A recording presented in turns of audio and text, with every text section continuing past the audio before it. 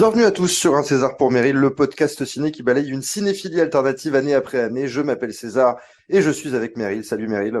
Salut César. Chaque podcast, on vous le rappelle, présente une année ciné. On parle des films à voir, du top de l'année. Tout est subjectif, ce ne sont que nos avis. Et on finit aujourd'hui, Meryl, une décennie. On finit les années 90. C'est parti donc pour l'année 1999.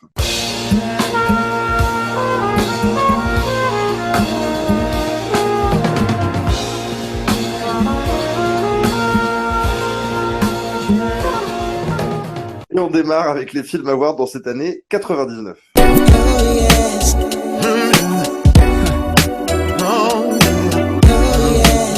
Flashback, je roule pour mes flashbacks. Alors Meryl, juste un petit peu en préambule, voilà, on a traversé la décennie 70, 80, 90. On va pas se faire un top de notre décennie préférée, mais est-ce que t'as plus de sensibilité? Parce qu'on se disait, on était quand même très, tu vois, dans la phase où on regardait plein de films dans les années 90. Alors, est-ce que c'est celle où tu as le plus de souvenirs, toi? Oui, certainement. Et puis c'est celle aussi où on a plus de films en commun, hein, ça c'est sûr. Et puis moi, c'était la fin de mon adolescence et toi, c'était un peu le début de la tienne.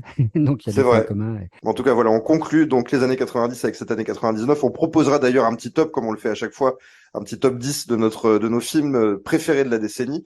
Pour tous les deux, ce sera le prochain podcast qu'on mettra en ligne. Et donc, on démarre avec cette année 99 et un film, Meryl, on va faire assez court dessus, puisque tu ne l'as pas vu. Alors, il y a des fois, c'est un manque de temps, un manque de chance. Là, c'est tout simplement parce que c'est un film qui est quasiment introuvable. C'est un film qui s'appelle Louise, avec entre parenthèses Take Two, un film de Siegfried, avec Élodie Bouchez, Roche Dizem, Gérald Thomasin et Antoine Dumerle au casting. Meryl, bon voilà, t'as essayé de le chercher, même illégalement, tu ne l'as pas trouvé. Exactement. J'ai trouvé aucune source. Et puis pourtant, il y a des critiques. Hein, ça, on en parle sur Internet, mais c'est vrai que j'ai pas trouvé. Ouais, alors moi, du coup, je vais faire un peu court dessus. C'était un film que j'aimais énormément quand j'étais ado.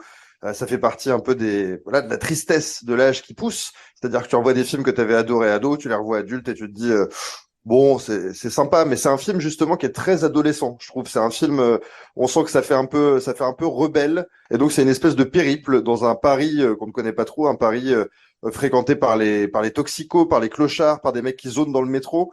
Et donc il y a une petite nana qui est complètement, on va dire à l'ouest, qui est jouée par Élodie Bouchez, qui vit là-dedans et qui se retrouve embarquée avec son mec, donc Gérald Thomasin, qui jouait le petit criminel dans un film de Jacques Doyon. Elle rencontre un type qui est un peu un mec qui hier également Roche Dizem. Elle prend sous son aile un petit garçon, Antoine Dumerle, qui était le petit garçon des trois frères. Donc voilà, ça fait une petite bande. Il n'y a pas vraiment de scénario. Ils vont tu vois, de squat un peu miteux en station de métro, dans la rue, pour essayer de bouffer un peu, de voler deux, trois trucs par-ci, par-là. En le revoyant aujourd'hui, c'est un film très dans une époque, c'est un peu clipesque, il y a beaucoup d'effets de ralenti, beaucoup d'effets de clip. Le film est très long pour ce que c'est, ça dure presque 2 heures. Et je t'avoue qu'en le revoyant, je me suis dit un court-métrage, enfin pas un court-métrage, mais on va dire un moyen-métrage d'1 heure aurait très bien fait l'affaire, puisque pour un film qui ne raconte rien, 2 heures, c'est quand même beaucoup. Et voilà, en fait, on se laisse emporter par la sympathie du casting. Élodie Bouchez, moi, je l'aime toujours beaucoup. Moi, je disais, bon, on crie notre amour pour lui à chaque film, donc voilà, on l'adore. Et donc, il y a ce Gérald Thomasin. Est-ce que tu vois qui est cet acteur, tu vois, qui a eu le César du meilleur espoir pour Le Petit Criminel et qui a tourné 2, 3 films après dans la foulée. On sent dans ce film-là d'ailleurs qu'il est très, on sentait que c'était quelqu'un qui était, on va dire, à fleur de peau pour rester poli. Voilà, on sent que c'est quelqu'un d'assez tendu. Et tu sais, il a été mêlé à une histoire criminelle. On lui a mis un meurtre sur le dos et depuis, il n'existe plus. Il a totalement disparu. Donc voilà, c'est la fin d'une personne, la fin d'un acteur. On ne saura jamais, je pense, parce que soit le type a été liquidé, soit il s'est suicidé, il a été loin.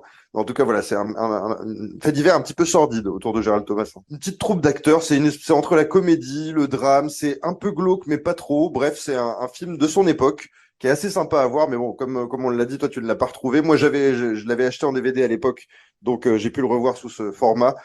C'est un film que je conseille pour voir un petit peu pas les débuts, parce qu'ils avaient déjà tourné dans des films, mais de revoir un peu la jeunesse de ces acteurs-là. Ça fait toujours du bien et c'était marrant de voir ce genre de film tourné complètement à l'arrache, qui avait eu un petit écho dans la presse et qui avait fait 3 entrées. Mais en tout cas, voilà, Louise Take Two, ça se regarde. C'est plus de la curiosité qu'autre chose. Meryl, on va passer à un film que tu as vu, que j'ai vu, que nous avons vu. Un film de Sam Raimi, Un plan simple, tout simplement un polar noir, un polar sombre, avec Bill Paxton, Billy Bob Thornton et Bridget Fonda dans les rôles principaux. C'est un type qui découvre un magot. En fait, il découvre un avion qui s'est viandé dans la neige. Ça se passe dans un état des États-Unis très enneigé. Et donc, dans cet avion qui s'est planté en pleine forêt, une valise, en tout cas, voilà, il y a un magot avec plusieurs millions de dollars en billets. Les trois amis, voilà, les trois potes qui découvrent ça se disent, on va le planquer, on va réussir à profiter de cet argent sans problème. Et puis, bien évidemment, comme à chaque fois qu'il y a du pognon et des copains un petit peu pas fréquentables, eh ben, ça tourne mal. C'est un film que moi, j'aime beaucoup, un petit polar, une série B, mais une série B dans ce cas-là de plus noble. Et c'est assez étonnant que ce soit Sam Raimi qui l'ait réalisé, parce qu'on le connaissait pour les films d'horreur Evil Dead et Tutti Quanti. Et donc là, il se mettait vraiment au genre du film noir. Et moi, c'est un film que je revois, tu vois, de temps en temps. J'ai beaucoup de plaisir à le voir. Qu'est-ce que tu en penses, Meryl? Je savais que c'était un bon film dans la carrière de Paxton, en tout cas. Souvent un troisième couteau, alors que là, bon, je sais pas s'il a le rôle principal, mais enfin Moi voilà. aussi, on peut le dire. Ouais, il est toujours un petit peu con dans ses films, Paxton, moi je trouve. Alors que là, pas du tout, c'est le plus intelligent de la bande presque. Ouais. Enfin oui, même carrément d'ailleurs, pile moins alcoolo quoi. Enfin non, non, je trouve que j'ai bien aimé le film, il y a un truc qui fonctionne bien là-dedans. En plus, oui, c'est vrai que ça ressemble pas à du Rémi, même s'il y a quand même pas mal de mimiques de la part du réalisateur, surtout quand il filme dans la forêt, t'as beau faire. Hein. C'est vrai on est même loin de la mise en scène de Mort au vif, qui est quand même un écart dans sa filmo Là, et c'est voilà. très sobre, un plan Oui, simple. voilà, c'est ça. Bon, après, c'est un thriller. C'est un petit peu, alors parce qu'il y a de la neige, mais voilà, c'est un petit peu dans la Fargo? veine de, ouais, c'est ce que j'allais dire du Cohen Ouais. qu'on a vu il y a pas longtemps. Voilà, ça tourne autour de trois acteurs qui sont vraiment excellents. Ça marche tellement bien que toi aussi, ça t'amène à réaliser en fin de parcours tout le gâchis de cette histoire, de ce que ça aurait dû être et puis de ce que ça finit par être, quoi. C'est sans prétention. Je crois pas que ça ait fait tant de succès que ça, mais Non. franchement, ça se tient toujours. Ça a pas pris une ride, moi, je trouve. Ben, c'est un film qui avait fait son, tu vois, son petit carton dans les festivals de l'époque. Je pense qu'à l'époque, c'était le festival de Cognac, voilà, qui faisait du polar. Il y avait eu Deauville, peut-être, avec ce film-là aussi. Enfin, en tout cas, voilà, le film avait beaucoup fait parler la presse, mais c'est vrai qu'au niveau du grand public, voire même du public un peu fan de Sam Raimi, le film n'a pas eu un grand écho. Mais ce qui est assez marrant, c'est que Sam Raimi, qui a été starifié grâce à ses films d'horreur, Evil Dead en premier lieu, a eu une période comme ça dans les années 90 où il s'est essayé à d'autres genres. Donc, il y a eu le western, comme tu l'as dit, avec Mort au vif, le polar avec un plan simple. Il y aura même un film de baseball avec Kevin Costner pour l'amour du jeu qui arrivera juste après. Et puis bon, ça n'a pas été des franches réussites ou des gros succès en tout cas. Et il est revenu par la grande porte entre guillemets, parce que nous on n'est pas totalement fan de cet univers, par Spider-Man qui lui a ouvert les portes d'Hollywood en très grand. Mais c'est vrai qu'un plan simple, moi ce que je trouve bien dans ce film-là, c'est que comme tu l'as dit, Bill Paxton, il joue un type bien en fait, un type qui a pas envie de niquer son entourage parce il est droit quoi, c'est un type droit et il est avec deux connards, donc Billy Bob Thornton qui joue son frère et Brent Briscoe qui joue l'ami du voilà le troisième larron. Et en fait Briscoe et Thornton sont des pauvres types, hein, vraiment des alcoolos qui pensent qu'à à faire de la merde quoi, ils sont tout le temps en train de picoler, ils sont tout le temps en train de se mentir, c'est vraiment deux losers et donc c'est eux qui vont foutre la merde dans le trio. Et Bill Paxton est marié avec Bridget Fonda qui joue une espèce de Lady Macbeth qui elle aussi, quand elle sait qu'il y a du pognon en jeu, commence à montrer un peu les crocs. Voilà, c'est un scénario intelligent, c'est adapté d'un bouquin de Scott B. Smith, que sera adapté plusieurs fois après. Je crois qu'il y a un film qui s'appelle Les Ruines, qui a adapté lui aussi un film un peu horrifique. Et voilà, franchement, pour si vous ne l'avez pas vu, et comme tu le disais, cette ambiance un peu Fargo, le seul truc qui diffère un peu de Fargo, c'est qu'il n'y a pas, tu sais, ce second degré, cette fantaisie des Cohen. Là, c'est vraiment un film, tu ressors de là, tu t'es pas marré, quoi. T'as envie de les claquer, mais tu t'es pas marré. C'est un pur thriller, hein, ça c'est clair. Il y a une bonne zig d'Elfman aussi, une petite mélodie dissonante, etc. Ça donne une couleur particulière, une ambiance particulière au film de temps en temps.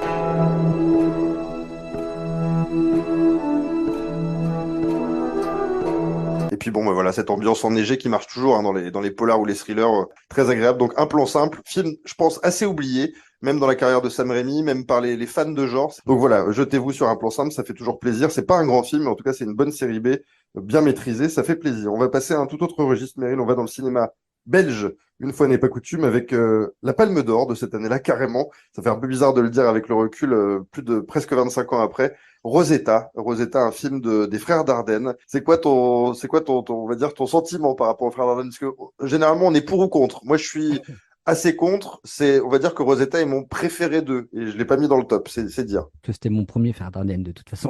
Donc, Est-ce je que peux ce sera le pas. dernier? Tu vas peut-être tout nous dire avec ça. Je sais pas, je serais pas contre en voir un parce que tu vas voir que moi j'y ai trouvé pas mal de qualité à ce truc-là. Après, c'est vrai que Ah, bon, c'est du drame social noir, un peu aspect docu. ouais. Vas-y, je te laisse faire l'introduction. Oh, ben, l'introduction, elle est toute simple, hein. C'est une jeune fille qui s'appelle Rosetta, qui est jouée par Emily Dequesne, qui a eu le prix d'interprétation à Cannes également, en même temps que la Palme d'Or. Et donc, voilà, elle vit dans une espèce on appelle ça les trailer parks aux États-Unis, mais dans une espèce de camping, dans une caravane avec sa mère qui est alcoolo. Enfin, vraiment, c'est une vie miséreuse. Elle est toujours en train d'essayer de trouver des petits boulots. Elle galère. Elle doit s'occuper de cette mère qui est complètement, très problématique. Elle est obligée tu vois, de faire tout un tas de stratagèmes pour se réchauffer, pour bouffer, pour boire. Enfin, tout est compliqué dans la vie de cette petite gamine parce que on a l'impression que c'est une adulte dans le film parce qu'elle est pleine de responsabilités, mais elle doit avoir 15-16 ans. On a l'impression peut-être entre 16 et 18, je m'en rends pas trop compte. Et voilà, donc ça suit le quotidien de cette fille dans dans les rues belges avec cette grisaille, ce ciel où on a l'impression qu'il te tape dans les sourcils tellement il est bas. C'est un film étonnant parce que à chaque fois que je l'ai regardé plusieurs fois, j'avais été le voir au cinéma à l'époque avec ma mère, et à chaque fois que je revois ce film-là, je me dis, il y a quand même quelque chose, il y a quand même quelque chose. Mais au bout d'un moment, ça me fait vraiment chier, quoi. J'arrive pas quasiment à le finir. Mais je trouve qu'il y a vraiment un truc presque de film d'horreur. C'est tellement naturaliste dans le sordide, alors que c'est des choses du quotidien, c'est des choses que vivent des millions de gens tous les jours. Mais il y a un côté presque film d'horreur où tu te dis, j'aimerais tout, sauf être dans cette vie-là, quoi. Alors, dis-nous un peu ce que tu as trouvé de positif, toi. Elle est impeccable. Émilie de Cannes, ouais. C'était pas un rôle facile à faire, surtout que, enfin, moi je la connaissais, elle avait rien fait avant, ou en tout cas, Un tout premier rôle. j'ai compris l'engouement que ça avait été à Cannes à l'époque. Ça joue vachement bien, hein, tu sais, quand c'est un petit peu des milieux difficiles comme ça, il faut des acteurs crédibles, hein. Donc ça joue bien partout, mais c'est vrai que l'autre grand rôle du film, c'est quand même Gourmet. Ouais, Olivier Gourmet, qui est Euh, excellent. ouais, il est vraiment excellent, même s'il joue le rôle d'un de ses patrons. Bon, on le voit qu'un petit peu dans le film, mais il est vraiment parfait. Et je voulais te demander aussi, c'est son premier truc, ça? Olivier Gourmet, non, parce qu'il avait tourné dans les précédents des Frères Dardenne, dont La Promesse, qui avait été le film qui avait révélé ce duo ces frères réalisateurs et scénaristes. Et donc, non, c'est l'acteur fétiche des Dardenne, en tout cas à leur début, quoi. Je sais pas si c'est un film que je reverrai parce que c'est vrai que c'est très très noir, assez triste et un petit peu bon, assez lent et enfin, c'est un drame social hein, de toute façon, Ouais, sans fioriture. C'est un film à classer, tu sais, dans les films qui parlent de la vraie galère avec de la vraie galère dedans, quoi. C'est, c'est vrai. quand ça se passe dans le Nord, de toute façon, s'il n'y a pas Boulevard dedans, c'est que ça va pas être très rigolo, quoi. C'est un film que j'ai mis de côté et que je pense que je l'aurais pas vu. Enfin voilà, je suis content de l'avoir vu parce que c'est pareil pour la révélation, les deux révélations des acteurs qui, pour moi en tout cas, c'est vraiment le film est bon quoi. Mais en plus, il y a un côté, tu vois, on dit que c'est naturaliste, on dit que c'est sur la vraie galère et tout ça, mais il y a quand même un côté formaliste chez les Dardenne, parce que tu vois, par exemple, il y a tout le début du film où ils suivent ce personnage de dos avec une caméra qui bouge dans tous les sens, parce que vraiment, on sent que le mec qui cadre, il est en train de marcher en même temps qu'elle, il la suit partout. Tu vois, c'est quand même du style. C'est pas juste je pose ma caméra, c'est pas du téléfilm, quoi. Donc il y a vraiment une recherche de style. Alors c'est un style qui peut agacer parce que ça peut faire un peu à l'arrache, mais ça reste quand même du style. Et les frères Dardenne, moi, je trouve que petit à petit, avec le temps, ils se sont un petit peu assagis. Ils ont fait notamment un film avec Marion Cotillard il y a quelques années. Et ils sont devenus plus, on va dire, plus mainstream. Finalement, leur cinéma qui était très social, très marginal, est devenu mainstream parce qu'ils ont créé un peu ce style voilà, du social rentre-dedans, coup de poing. Ils ont eu 1001 prix à Cannes, 1001 palmes d'or. Et c'est vrai que Rosetta, moi, je trouve que ça reste un peu leur essence parce que c'est là où ils étaient le plus purs, c'est là où ils étaient le plus inventifs, je pense. Et puis après, moi, je me suis un peu emmerdé. C'est vraiment des réalisateurs dont je n'apprécie que très peu le travail, mais je trouvais ça dommage de passer à côté de Rosetta parce que c'est vraiment un film qui a quelque chose. Si vous avez envie de vous marrer ou si vous avez envie de passer un moment feel good, comme dit tout le monde maintenant aujourd'hui, ne regardez pas Rosetta. On est d'accord, Meryl, c'est pas un truc où on se marre. Ouais, mais je reviens sur ce que tu disais. Le même film aujourd'hui serait parfait. Tu vois, au niveau de la qualité de l'image, au niveau de Ouais. tout ça, est-ce que le film ne serait certainement pas mieux et il serait peut-être bien plus insipide? C'est vrai que là, il y a quand même le côté réaliste, hein, enfin voilà, qui donne une vraie couleur au film. Et pareil, j'ai l'impression, tu vois, que les frères Dardenne, j'ai l'impression qu'un film en balaye un autre. Tu vois, il y a eu La Promesse, Le Fils, Rosetta, Deux jours et une nuit, je crois que c'est le titre du film avec Marion Cotillard. Et c'est des films, je trouve, qui ne restent pas. Ils ont plein de prix. La presse est dithyrambique à chaque fois qu'il y en a un qui sort. Mais je pense que dans la mémoire collective et dans la mémoire même cinéphile, ce sont pas des films qui restent. Donc je me disais, bon, autant parler de Rosetta, parce que moi, il y a Rosetta, quand je mets les films à voir, tu vois, c'est pas des films que j'adore, mais c'est des films dont il me reste des choses. Et Rosetta, ben, tu vois, plus de 20 ans après sa vision au cinéma, il m'en reste des images, quoi. Je me rappelle très bien de cette gamine avec ses bottes qui va à la rivière et tout ça. Enfin bref, une vie que je n'aimerais pas vivre, mais en tout cas, voilà, il en reste des choses. Alors, est-ce qu'il va rester des choses? En tout cas, on n'est pas nombreux à ce qu'il nous reste des images de ce film. C'est Mes Amis. C'est le prochain film voilà, dont on va traiter, un film de Michel Hazanavicius, son tout premier film, scénarisé par Michel Hazanavicius avec Jean-François Alain. La collaboration donnera quelques années plus tard OSS 117. Et donc ce film est un peu un ovni parce que c'est un film qui est sorti en plein été, qui a fait 3 entrées et demie. Vraiment, ça a été un bide, mais retentissant, alors que pourtant, il y avait Farouji à la production, il y avait Canal+ qui poussait derrière, les acteurs étaient passés à l'époque à nulle part ailleurs pour faire la promo. Il y a Yvan Attal, il y a Serge Hazanavicius, Karine Viard, Mathieu Demy, Lionel Abelansky, Léa Drucker, Alain Chabat dans un tout petit rôle, Élodie Navarre, Zinedine Soilem. Bref, il y a du monde, il y a du casting de premier ou second rôle, et le film a été un flop absolu, et pourtant, moi, c'est un film pour lequel j'ai de la tendresse. Je vais faire le résumé rapidement avant que tu me donnes ton avis. Ça se passe dans le milieu des sitcoms. Alors, les sitcoms de l'époque, c'est-à-dire AV Productions, voilà, pour, Le miel et les abeilles, Premier baiser, Hélène et les garçons. C'est sur le tournage d'un sitcom. Et en fait, il y a le producteur qui est joué par Yvan Attal du sitcom et l'acteur principal, Serge Hazanavicius. Ils ont couché avec une nana. Ils ont passé une nuit de débauche, de sexe, drogue et rock'n'roll. Et en se réveillant, la nana est morte. Et ben, ils vont passer, du coup, on va suivre pendant 24 heures ce producteur et cet acteur qui vont planquer le corps de la nana dans leur coffre en se demandant comment s'en débarrasser. Et pendant ce temps-là, il y a un petit stagiaire qui est Mathieu Demy, qui se fait maltraiter par tout le monde parce qu'on maltraite toujours les stagiaires dans le milieu de la télé. Et en fait, lui, il entend une conversation entre les deux et il va passer de stagiaire à maître chanteur parce que du coup, il a tous les arguments pour les faire chanter. C'est une comédie. Moi, je trouve qu'on rigole pas mal. Il y a le côté polar est un peu couillon, mais ça passe quand même. Le film dure 1 heure et demie. Ça se mate bien et je comprends pas non plus, un peu comme on avait parlé jadis du déménagement ou de films comme ça qui se fait détruire. Et pareil, ce film-là a été détruit totalement, totalement oublié. Meryl, Mes Amis, qu'en penses-tu? Il y a 1 heure ou 1 heure et demie qui est super.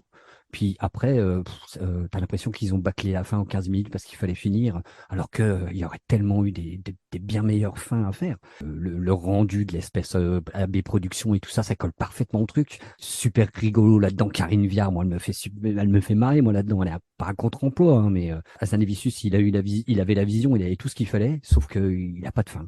Et puis du coup, bah, tu finis le film et je pense que peut-être c'est pour ça que le film s'est fait descendre parce qu'il manque la petite étincelle. Déjà, c'est assez original parce qu'il n'y en a pas beaucoup des films comme ça. C'est fait avec une équipe, tu sens qu'ils se sont marrés en le faisant, hein. C'est vraiment un film d'équipe, quoi, un film d'amis, je voulais dire même. Comme il n'y a pas une vraie fin, soit rigolote, soit qui retourne un peu le truc.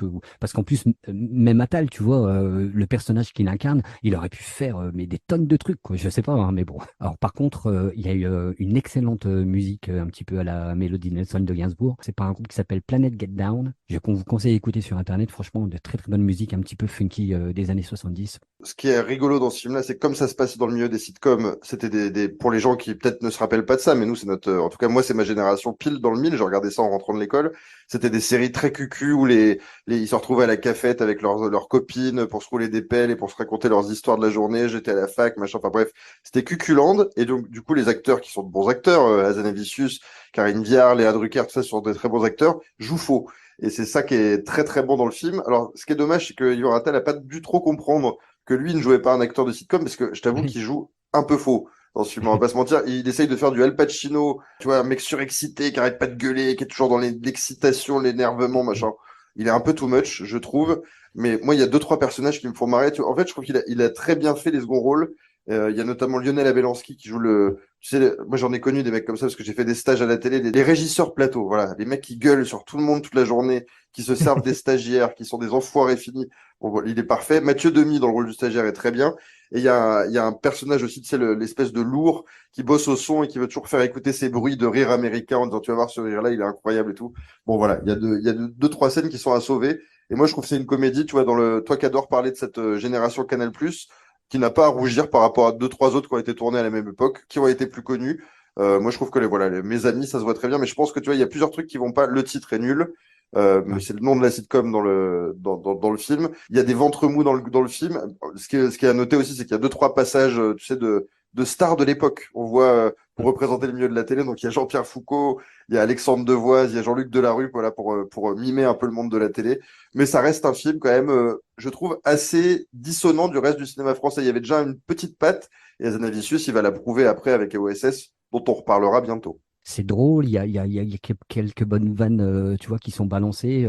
Il y avait juste un truc, Attal, de toute façon, je trouve qu'il joue tout le temps pareil, moi. Donc c'est toujours, Attal, j'ai toujours considéré, c'est vrai, il y a un petit peu une sorte de Al Pacino de seconde zone, il va me faire défoncer, mais Meryl, on va finir cette partie des films à voir avec un film. Alors là, je vais te dire, ça a été, je pense, l'une de mes plus grosses déceptions depuis qu'on fait ce podcast. C'est un film que j'avais mis numéro un de cette année 99 et que j'ai enlevé du top et que j'ai mis dans les films à voir parce qu'il faut pas déconner, c'est pas un navet, hein, loin de là, mais Eyes Wide Shut de Stanley Kubrick avec Tom Cruise et Nicole Kidman. Alors Eyes Wide Shut, faut se remettre un peu dans l'époque, hein, quand ça sort. Kubrick n'a pas tourné depuis Full Metal Jacket, donc c'est presque 15 ans après.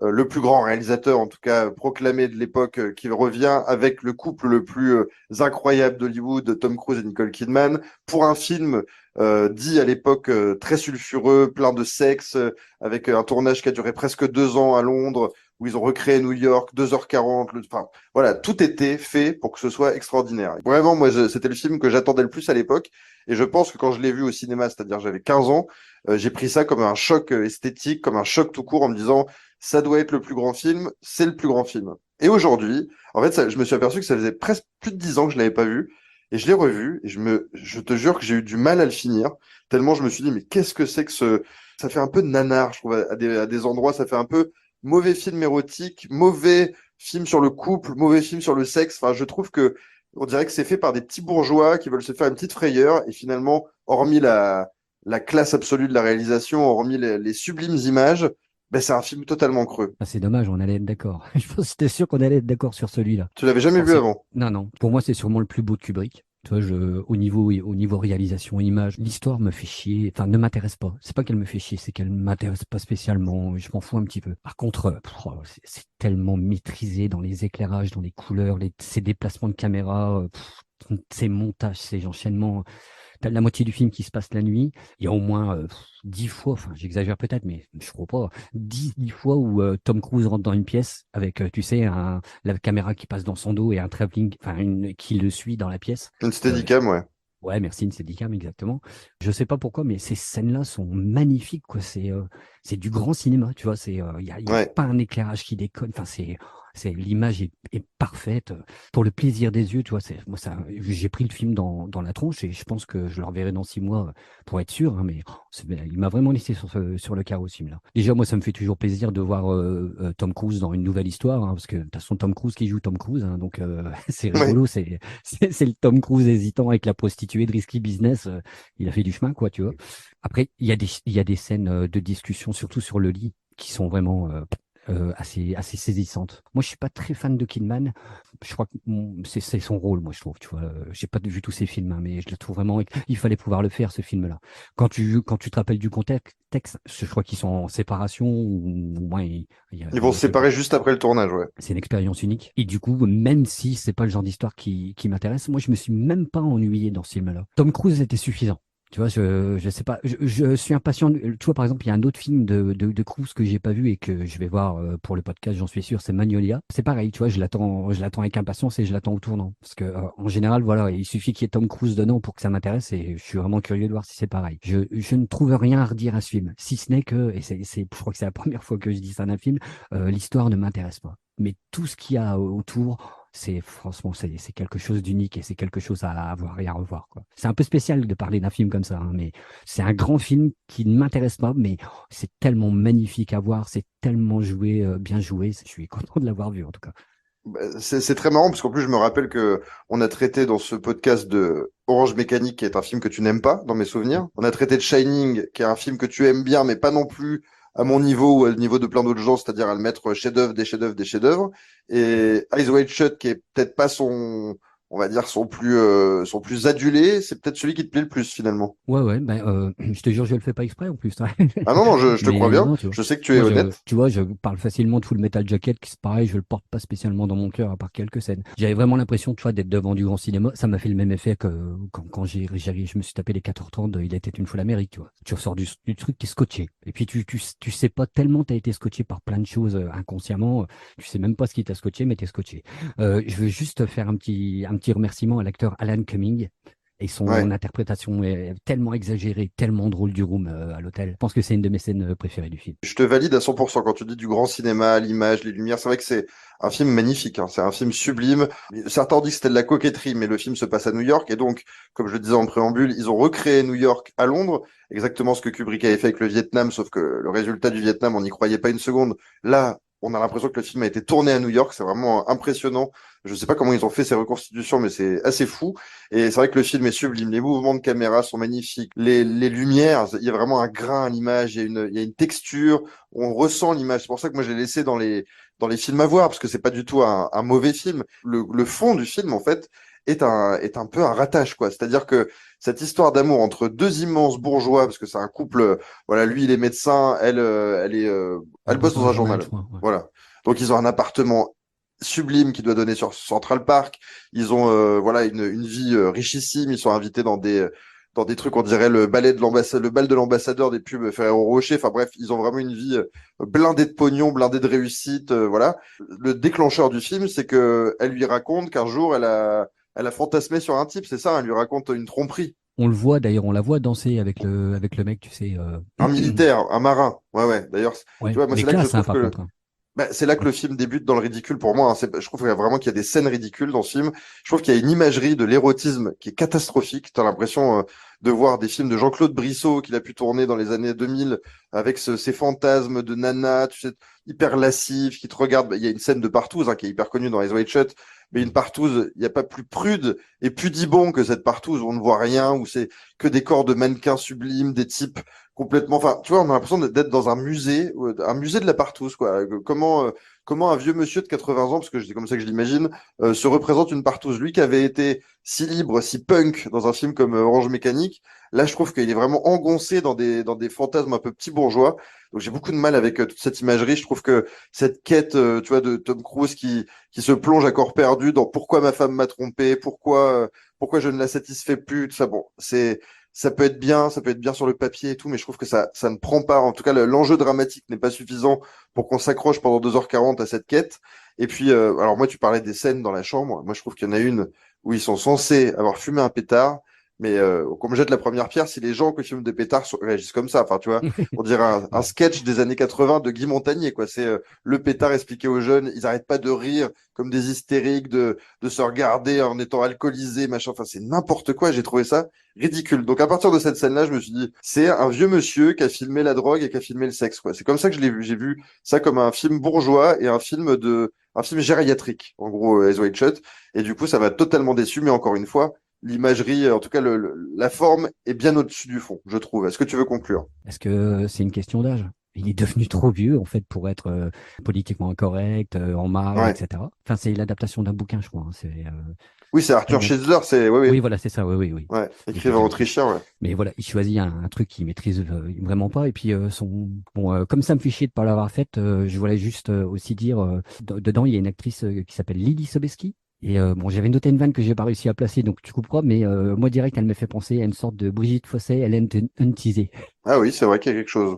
Mais tu sais Donc que cette vanne c'est est... une actrice, c'est une jeune actrice qui a beaucoup tourné, qui a notamment joué Jeanne d'Arc dans un téléfilm de Catherine Bigelow, qui a joué dans Deep Impact, qui a beaucoup, beaucoup tourné à une époque et qui a arrêté du jour au lendemain parce qu'elle a dit dans une interview qui est restée un peu cryptique, elle a dit, je me sens trop mal à l'aise dans ce milieu du cinéma, je me sens pas à ma place en tant que femme et en tant que personne, donc j'arrête le cinéma. Et elle a arrêté du jour au lendemain, elle n'a plus jamais tourné. Donc tu vois, c'est assez étonnant. Est-ce qu'elle n'est pas passée par des salopards à la Weinstein ou pas? Enfin, on ne saura jamais, mais elle s'est totalement retirée du monde du cinéma alors elle était quand même, voilà, adorée à l'époque, très demandée, notamment par Kubrick, ce qui était quand même un gage de qualité. Ce qu'on peut dire aussi, c'est que Kubrick est mort juste après, hein, juste après le tournage. Le tournage a été, voilà, Ouais. une épreuve, comme on l'a dit, 2 ans. Il a présenté le film à la Warner. Je crois qu'il est mort une semaine après ou quelques jours après. C'était pas le montage final. Oui, ça devait être effectivement une version de 3 heures ou un peu plus, ouais. Ouais, ouais. Mais peut-être que s'il avait, c'est horrible hein, ce que je vais dire, mais peut-être que s'il avait tenu un peu plus longtemps, il aurait peut-être coupé un peu plus en se rendant compte qu'il y avait 2, 3 scènes qui ne tenaient pas debout. Mais en tout cas, voilà, on ne touchait pas au travail du maître voilà, Shining, Orange Mécanique, pour moi, deux chefs-d'œuvre indescriptibles. Je célébrerai toujours Kubrick. Mais il y a des fois où on se dit que ces idoles, il fallait peut-être qu'elles arrêtent avant. Enfin voilà, en tout cas, rien que pour la beauté, encore une fois, tu as raison, on va finir sur du positif. Le film est magnifique. C'est un film, on en prend plein la gueule au niveau des lumières, des couleurs, des textures. Donc voilà, si vous ne l'avez pas vu, Eyes Wide Shut, regardez-le au moins pour ça. Et puis on va finir, Meryl, juste avant d'attaquer au film dont tu voulais parler, mais pas moi, par la musique de cette scène de Partouze, qui est quand même incroyable. On finit là-dessus et on passe à ton film.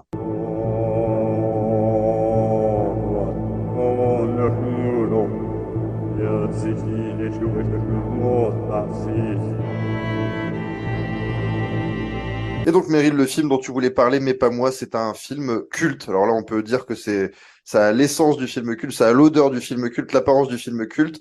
C'est un film, souvent, toi, des fois, tu dis, je vais me faire défoncer parce que j'ai pas aimé. Ben là, c'est moi qui vais me faire défoncer parce que c'est pas un film que je porte vraiment dans mon cœur. C'est Fight Club, un film de David Fincher avec Brad Pitt et Edward Norton, Helena Bonham Carter également. Moi, c'est un film que j'ai vu au cinéma à l'époque, que j'avais apprécié au cinéma. Je l'ai ensuite eu en DVD. Je l'ai revu il y a 2, 3 ans. Et je me suis dit, bon, en fait, c'est un truc qui ne me touche plus du tout, qui ne m'intéresse plus. Un film d'adolescent, en fait. Et en fait, c'est une partie de l'adolescence que je n'ai plus, c'est-à-dire le côté un peu rebelle en mousse, qui veut montrer qu'il est contre la société, mais en prenant tous les appareils de la société actuelle. Enfin bref, c'est un film que je ne comprends plus, qui ne m'intéresse plus. Mais je vais te laisser le résumé et donner tout ton amour pour Fight Club, Meryl. De toute façon, l'histoire, elle est un peu compliquée à raconter. De toute façon, c'est adapté un bouquin d'un mec dont j'arrive jamais à dire Chuck le nom, Palahniuk. Chuck Palahniuk. Palahniuk, ouais. Ouais, c'est ça, c'est un auteur esquimau, hein, je crois que c'est ça. Hein, Ouais, Non, il n'est pas esquimau du tout, par contre. pas du tout. Il est américain, mais bon. Ah, mais pourquoi tu dis oui? Je dis Parce un que auteur je me disais, esquimau. Nanook l'Eskimo, ça passait bien, pas la Nuke, ouais, tu vois. Allez, Allez. pas mal. Ouais, donc l'histoire est difficile à raconter, mais c'est voilà, c'est un espèce de brûlot contre la société de cette fin des années 90, où Ikea est devenu, Starbucks sont devenus les maîtres du monde. C'est pas mal ça comme pitch à ton avis? C'est pas mal. Mais du coup, il rencontre un type qui le fait rentrer dans un Voilà, club il faut rencontrer. masculin. Ouais. J'allais y venir, parce que tu vois, je crois que c'est à cause de ça que j'ai pas vu le film à l'époque, moi. C'est que, en fait, toute la promo du film a été faite sur le Fight Club, donc qui est un club on va dire, de combat de rue, pas de MMA, hein, parce que les mecs sont pas là pour se fracasser non plus, mais c'est un club de rencontre d'hommes qui se tapent dessus pour retrouver un petit peu de virilité dans ce monde de fiottes en caleçon Calvin Klein. Euh, c'est bien ça. C'est un bon résumé, c'est un bon résumé. Edward Oui, Norton est le héros principal et Brad Pitt est le type qui l'invite dans le Fight Club. oui, exactement. Et c'est bien sûr un film de David Fincher.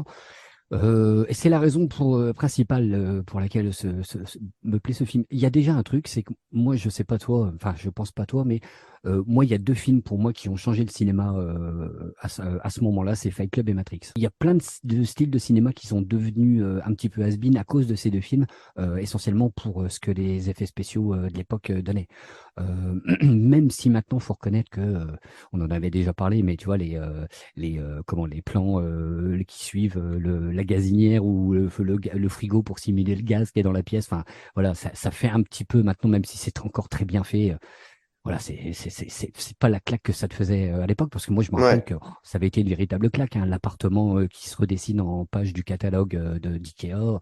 Hmm. C'était presque du jamais vu, en tout cas aussi bien fait, c'était du jamais vu. C'est un film, c'est un film de troll. C'est un film de troll à tous les niveaux en plus, que c'est un film de troll de par son histoire, parce que moi je suis d'accord avec toi, ça fait quand même un petit peu anticapitalisme à deux balles, révolution sans effet, enfin voilà, il y a ce côté-là. De toute façon, il faut rappeler que c'est un film qui a bidé, hein, parce que c'est clair que ça a bidé, hein, ce film. C'est un film de troll aussi de la part de Fincher, parce que comment on pouvait vendre un film pareil? Tu vois, ça ne correspondait à aucune catégorie, entre guillemets, de films qui sortaient, alors que ça avait tout ce qu'il faut d'un blockbuster, en fait, quand on y pense. Ouais.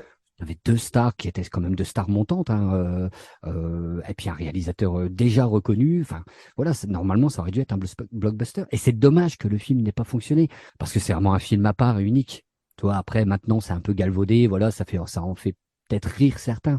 Ben, Euh, je fais juste une parenthèse. Moi, oui, tu vois, quand tu avais mis en avant Las Vegas Parano, c'est un peu alors, je préfère largement Fight Club, mais je trouve que c'est un peu une catégorie de films. Alors, je vais oser dire ça, c'est vraiment mon point de vue qui n'appartient qu'à moi. Je trouve que ça fait film de puceau, en fait. J'ai l'impression que c'est des réalisateurs, des acteurs et tout ça qui se sont dit, on va faire les foufous, on va faire les doudingues. Et en fait, quand je regarde ça, moi, aujourd'hui, du haut de mes 38 ans, je me dis, oh la vache, les mecs, il faut avoir 20 piges pour aimer, quoi. Mais toi, la preuve en est, toi, tu as plus que ça, tu as le double et tu aimes toujours. Donc ça veut dire qu'il y a autre chose. C'est pas que ça.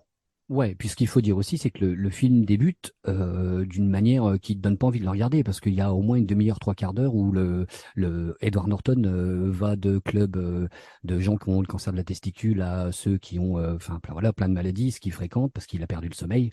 Il le retrouve comme ça grâce ou à cause de la souffrance des autres, quand il Hmm. pleure dans les bras des autres. Je veux dire, voilà, c'est vraiment un film encore plus troll là-dessus, tu vois, c'est vraiment un film unique là-dessus. Et oui, je pense que tu as raison, il doit y avoir autre chose, parce que malgré ça, moi, je trouve que le film est toujours. Enfin, quand je regarde, c'est un film que je regarde en intégralité. Euh, c'est la forme qui est magnifique surtout. Tu vois, moi j'adore le générique, c'est un de mes génériques préférés avec Sweet Seven.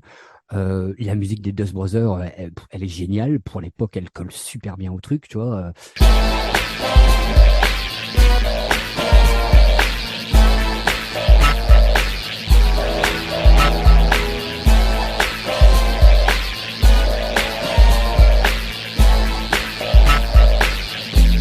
Il n'y a pas eu le succès dans les salles, mais il y a eu tout ce qu'il fallait pour que ce le soit. Tu vois, je me rappelle des campagnes de pub, Ouais. je me rappelle du bouche à oreille, parce qu'on en parlait quand même, ce film-là. Moi, c'est Hmm. dommage parce que j'ai vraiment loupé en salle, mais c'est le deuxième film, j'en ai déjà parlé, hein, mais avec American History, j'avais loué ces deux films-là que j'avais de retard, et je les ai matés d'affilée deux fois de suite. Tu vois, c'est vraiment des films qui m'avaient mis des claques, vraiment incroyables, quoi.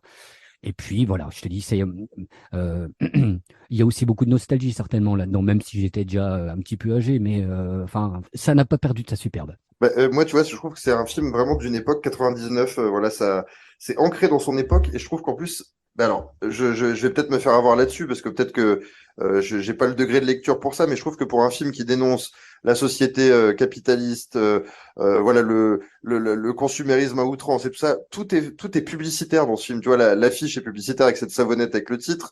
Brad Pitt qui est présenté comme une icône de mode, le mec est une bombe atomique, il est sapé comme jamais, voilà.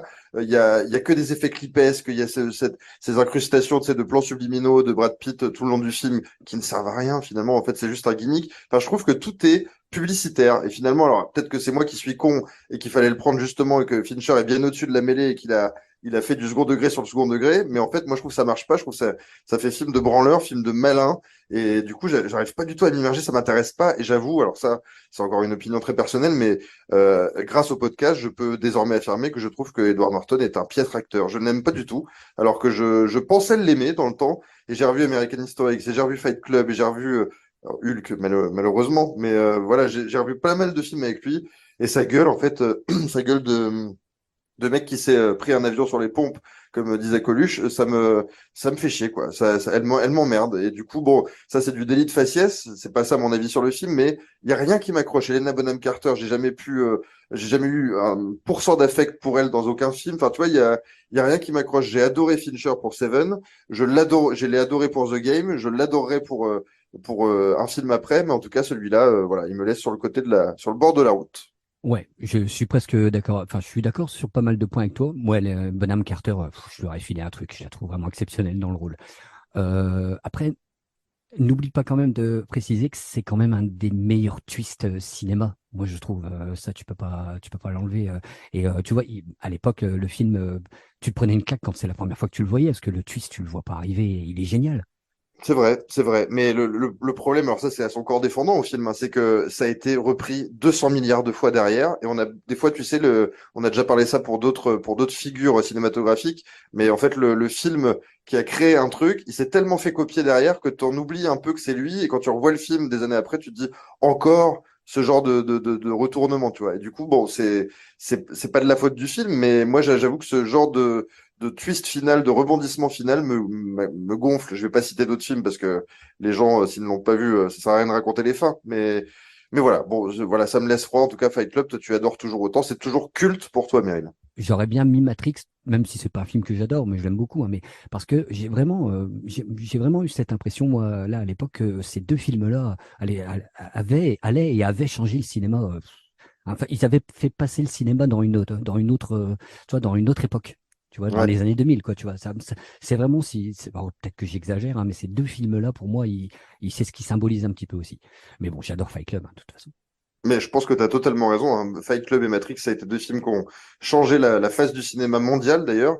Mais moi, ça doit être mon côté réac ou mon côté peut-être d'absence de goût. Ces deux films pour lesquels je n'ai absolument aucune passion, aucun affect, ça ne m'intéresse pas, ça me tombe des yeux. Donc voilà. Bon, moi, je pense que je suis né 50 ans trop tard. Tu vois, j'aurais dû naître dans les années 50. J'aurais kiffé Jean Gabin et Ventura et puis voilà. Mais Matrix et Fight Club, c'est pas ma tasse de thé, mais t'as bien raison de les défendre. En plus, vous êtes majoritaire à aimer ces films-là, donc voilà, tout va bien. On passe tout de suite, Meryl, au top de l'année 99, et il y a 8 films dans ce top.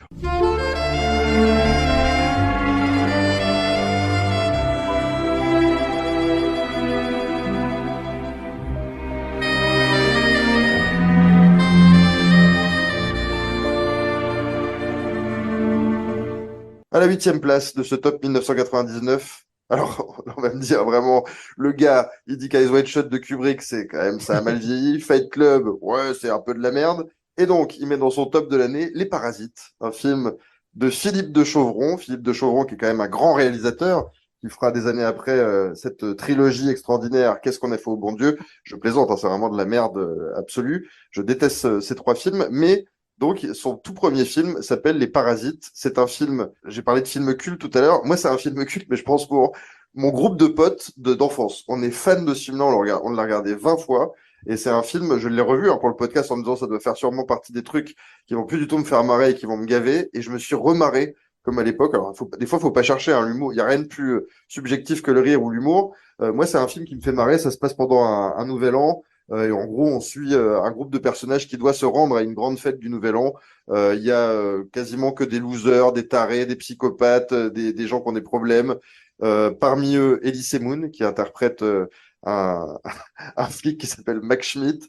Et moi, voilà, rien que pour le numéro d'Elise Moon dans ce film, j'avoue, Les Parasites, c'est un truc qui m'a toujours fait marrer, qui me fait encore marrer aujourd'hui, même si je sais qu'il fait partie des comédies qui se font défoncer. Mais il y a un petit groupe d'irréductibles gaulois en France qui aime ce film et j'en fais partie. Meryl, je sens que tu vas me le tailler celui-là.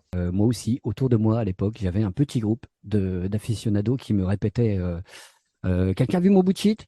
Ou j'ai changé, m'appelez plus de Psycho! J'avais pareil. C'est tous les amis de ma sœur, tu peux leur parler des Parasites, ils sont tous dingues avec ce film. Enfin, je sais pas s'ils le sont encore, mais moi, à l'époque, ça me faisait un peu rigoler. Mais je dis bien un peu, parce que là, je l'ai revu. Et après, j'ai vu que le film était notamment et beaucoup produit par Esquad, qui est Ouais, une boîte qui a fait ce qu'il y a eu de pire, diront, ces 15 dernières années. Parce que bon, alors tu as parlé des tuches et tout ça, puis il y a aussi les pires cadmérales, hein. Franchement, à part Irréversible, et puis, alors, tu vois, j'ai noté deux, trois trucs, et puis ouais, ils ont participé aussi à Enfermer dehors. Il y a pratiquement que des daubes dans leur film. Bon. ben, le problème, c'est que c'est Richard Grandpierre qui était le PDG de Esquad et il a démarré en voulant faire du film de genre, du film historique. Il était dans le Pacte des loups notamment, voilà des gros films comme ça avec du genre en France qui était inédit. Et en fait, ben, quand il s'est mis à produire des comédies, il a vu que ça marchait contrairement aux films de genre et il est resté dans la comédie très bas de plafond. Ouais. Non, mais moi, Moon me fait pas marrer parce que Moon joue tout le temps à deux rôles. Soit bah voilà ce qu'il fait là-dedans, là, l'espèce de flic, mais bon, il le fait de la manière où il fait tous les adultes dans son spectacle, et sinon il fait la petite fille. Donc tu vois, Moon pour moi, c'est pas un acteur flamboyant. Après, on lui demande pas d'être flamboyant là-dedans, hein, mais je sais pas, ça me fait pas trop marrer, c'est lourdingue. À l'époque, ça m'avait fait le même effet un petit peu que Dick Honneck. Sauf que depuis, tu vois, j'ai rattrapé ma copie et Dick Nick, c'est vraiment, je trouve ça excellent. Tu vois, je Ah trouve bah, ça tu vois, moi fin. je déteste Dick Honneck. Ah, tu vois. C'est Bah, dingue ouais. hein, comment l'humour change Mm, comme ça. Après, ouais. toi, les parasites, c'est vraiment un truc que tu kiffes, comme nous, on kiffe le déménagement, par exemple, et on est les seuls au monde. C'est un peu le même niveau, ouais, j'avoue. Ouais, d'accord. Alors, Les Parasites, c'est vachement grosse comédie quand même. C'est du gag toutes les 30 secondes. C'est deux gags sur trois qui se viandent lamentablement. L'acteur principal, qui est le co-scénariste Oula Jabour, il joue comme une savate. Il joue hyper Ouais. mal. Il a un débit comique, enfin un timing comique qui est catastrophique. Mais moi, c'est plus les seconds rôles, tu vois. Alors, Semoun me fait hurler de rire parce que je trouve que t'as raison, hein, il joue toujours pareil. C'est son personnage, voilà, il parle comme ça, qui est toujours excité. Mais là, je pense que c'est le paroxysme de ce personnage-là, quoi. Il a jamais été aussi loin dans le personnage qu'il a créé. Et du coup, moi, il me fait trop marrer. Il y a Pascal Elbé qui est assez drôle dans ce film. Ce sera pas trop le cas dans les années suivantes, mais il me fait plutôt marrer. Abel Ansky, on en parlait tout à l'heure, qui est voilà un rôle de bien excité, machin. Alors moi, il y en a un que par contre je déteste, qui m'a jamais fait rire, Atmen Khelif, qui est quand même Oh, carrément. C'est catastrophique. pareil. Oh, c'est Ah, pareil dedans. c'est Aucun film. catastrophique. Oh là là. Moi, si tu le désires, je peux te jouer la tristesse. Ah mais ne fais pas, sois. Concernant. C'est-à-dire, comment, soit. Plus violet. Ah, d'accord, plus violet. Non, d'accord, dans ces cas-là, ok, d'accord. Voilà, tu l'as là. Non, si tu veux, je peux te jouer la colère.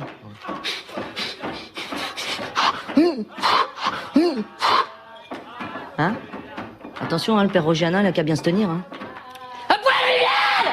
Il y a du rythme, il y a quand même pas mal. Alors, c'est sûr que quand on n'aime pas le film, on peut pas comprendre ça, mais il y a pas mal de très bonnes scènes. Moi, je trouve qu'il y a des scènes très drôles. Moi, tu vois, j'ai une réplique à un moment où il y a une nana qui arrive déguisée en mouche avec son mec à la soirée. Il lui dit alors la mouche, t'es venue avec ta tapette. Voilà. Moi, ça suffit à me faire rire. Bon, si ça ne vous fait pas rire, ne le regardez pas. Mais en tout cas, moi, Les Parasites, c'est un film. Tu vois, c'est comme si c'était l'un de mes enfants un peu plus laid, mais je le garde quand même, quoi. Je l'aime quand même. Donc, J'espère que t'auras pas d'enfant. tu déroges pas Les Parasites, ça te fait chier, quoi. Ouais, non, mais c'est surtout que dans la même veine, il y a des tas d'autres trucs qui me font bien plus marrer. Oh, c'est tout bête, on allait s'acheter un petit pavillon de banlieue avec Marie-Louise, quoi. Près du RER, avec un petit jardinet, là, on aurait cultivé la patate. T'aimes la patate, toi? Oh, tout le monde aime la patate, hein. Ça me fait toujours autant marrer, Les Parasites de Philippe de Chauvron. On passe au numéro 7 de ce top, un film français, on reste dans le cinéma français, avec un film, alors là pour le coup, qui a fait 3 entrées et demie, un peu comme Les Parasites, hein, d'ailleurs. Moi, Les Parasites, je l'avais vu à l'époque en salle, on était deux. Moi et mon pote, on était deux dans la salle. Ce film-là, je pense que je l'ai pas vu au cinéma, mais je pense que ça devait pas être la foule non plus.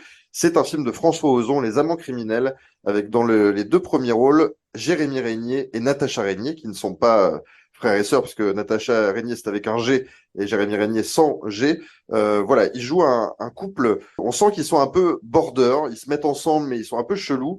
Et en fait, ils décident de commettre un meurtre gratuitement, en fait, et ils partent. Ils fuient en fait une fois que ce meurtre est effectué dans la forêt. Et là, ils se retrouvent piégés par un ogre.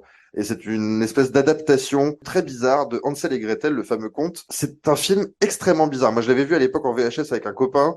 J'avais été scotché parce que je m'étais dit, putain, c'est inédit ça dans le cinéma français de montrer ça comme ça. Il y a de la violence assez sèche au début, c'est assez glauque, les personnages sont malsains.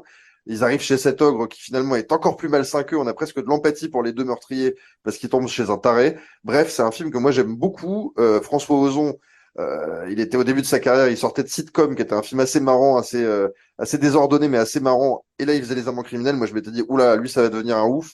Et après, il a été dans le mainstream absolu. Moi, il a fait beaucoup de films qui me laissent totalement froid, même s'il y aura deux, trois petits coups d'éclat très légers derrière. Mais je trouve que Les Amants criminels est son meilleur film. Meryl, je suppose, on n'en a pas parlé, mais je suppose que tu ne l'avais jamais vu. Non, je l'avais jamais vu et tu as raison de le dire. C'est un film intéressant. De tout jeunes acteurs en plus, qui ont des rôles pas faciles à jouer, hein. Elle est un peu folle de toute façon, tu vois. Elle me fait penser un petit peu, voilà. Béatrice Dalle? Merci, oh là là, putain, c'est pas vrai, tu vois. Bon, elle a un petit peu cette folie-là. Surtout si jamais je révèle le truc, on coupera parce que c'est clair qu'il faut rien savoir parce que finalement, je vais faire un petit jeu de mots, mais dans ce film-là, osons ose tout en fait. Et Oui. même ce que tu n'attends pas, ce que personne ne fait. Et c'est en ça que je trouve que le film est pas un petit bijou parce que bon voilà, la réalisation est vraiment simpliste, hein. C'est presque un huis clos, même s'il y a des scènes vraiment intéressantes qui montrent par exemple ce qu'elle fait après le meurtre. Et puis tu sais, il y a ces espèces de flashbacks aussi. Ça c'est, il y a un montage qui est très intéressant aussi dans le film. Trois choses de toute façon moi qui m'ont plu dans ce film, c'est donc le jeu des acteurs, le montage aussi comme ça avec les flashbacks. Voilà cette façon de repousser un peu les limites, de repousser le téléspectateur, le spectateur pardon, dans ses retranchements parce que il inverse un petit peu tous les rôles. C'est la nana qui est dans la cave, c'est le mec qui est le favori du bourreau. Enfin voilà, je veux rien révéler du tout, hein. C'est totalement à part, moi, je trouve. Et ouais, c'est totalement à part. C'est assez noir en plus, hein, tu vois. C'est vraiment dans son déroulé que le film est intéressant. Pas dire de conneries, mais du coup, moi, c'est mon premier Ozon. Et Ouais. alors, quand on en parle un petit peu depuis le début, je comprends ce que tu veux dire quand tu dis qu'il est devenu un peu consensuel. Parce que là, tu trouves, en plus, c'est lui qui écrit et qui réalise le film. Là, pour moi, c'est un putain de réalisateur hyper prometteur, quoi. Bah oui, moi je t'avoue que alors je te conseille Sitcom, c'est le film qu'il avait fait, c'est son premier film, il avait été très reconnu dans le milieu du court-métrage, du moyen-métrage, Ozon, et donc il a démarré avec Sitcom qui est une comédie on va dire un peu un film aussi de d'ado quoi, c'est-à-dire que c'est tellement provoque dans la comédie et dans le renversement des clichés que c'est un peu artificiel, mais c'est quand même assez marrant à revoir aujourd'hui.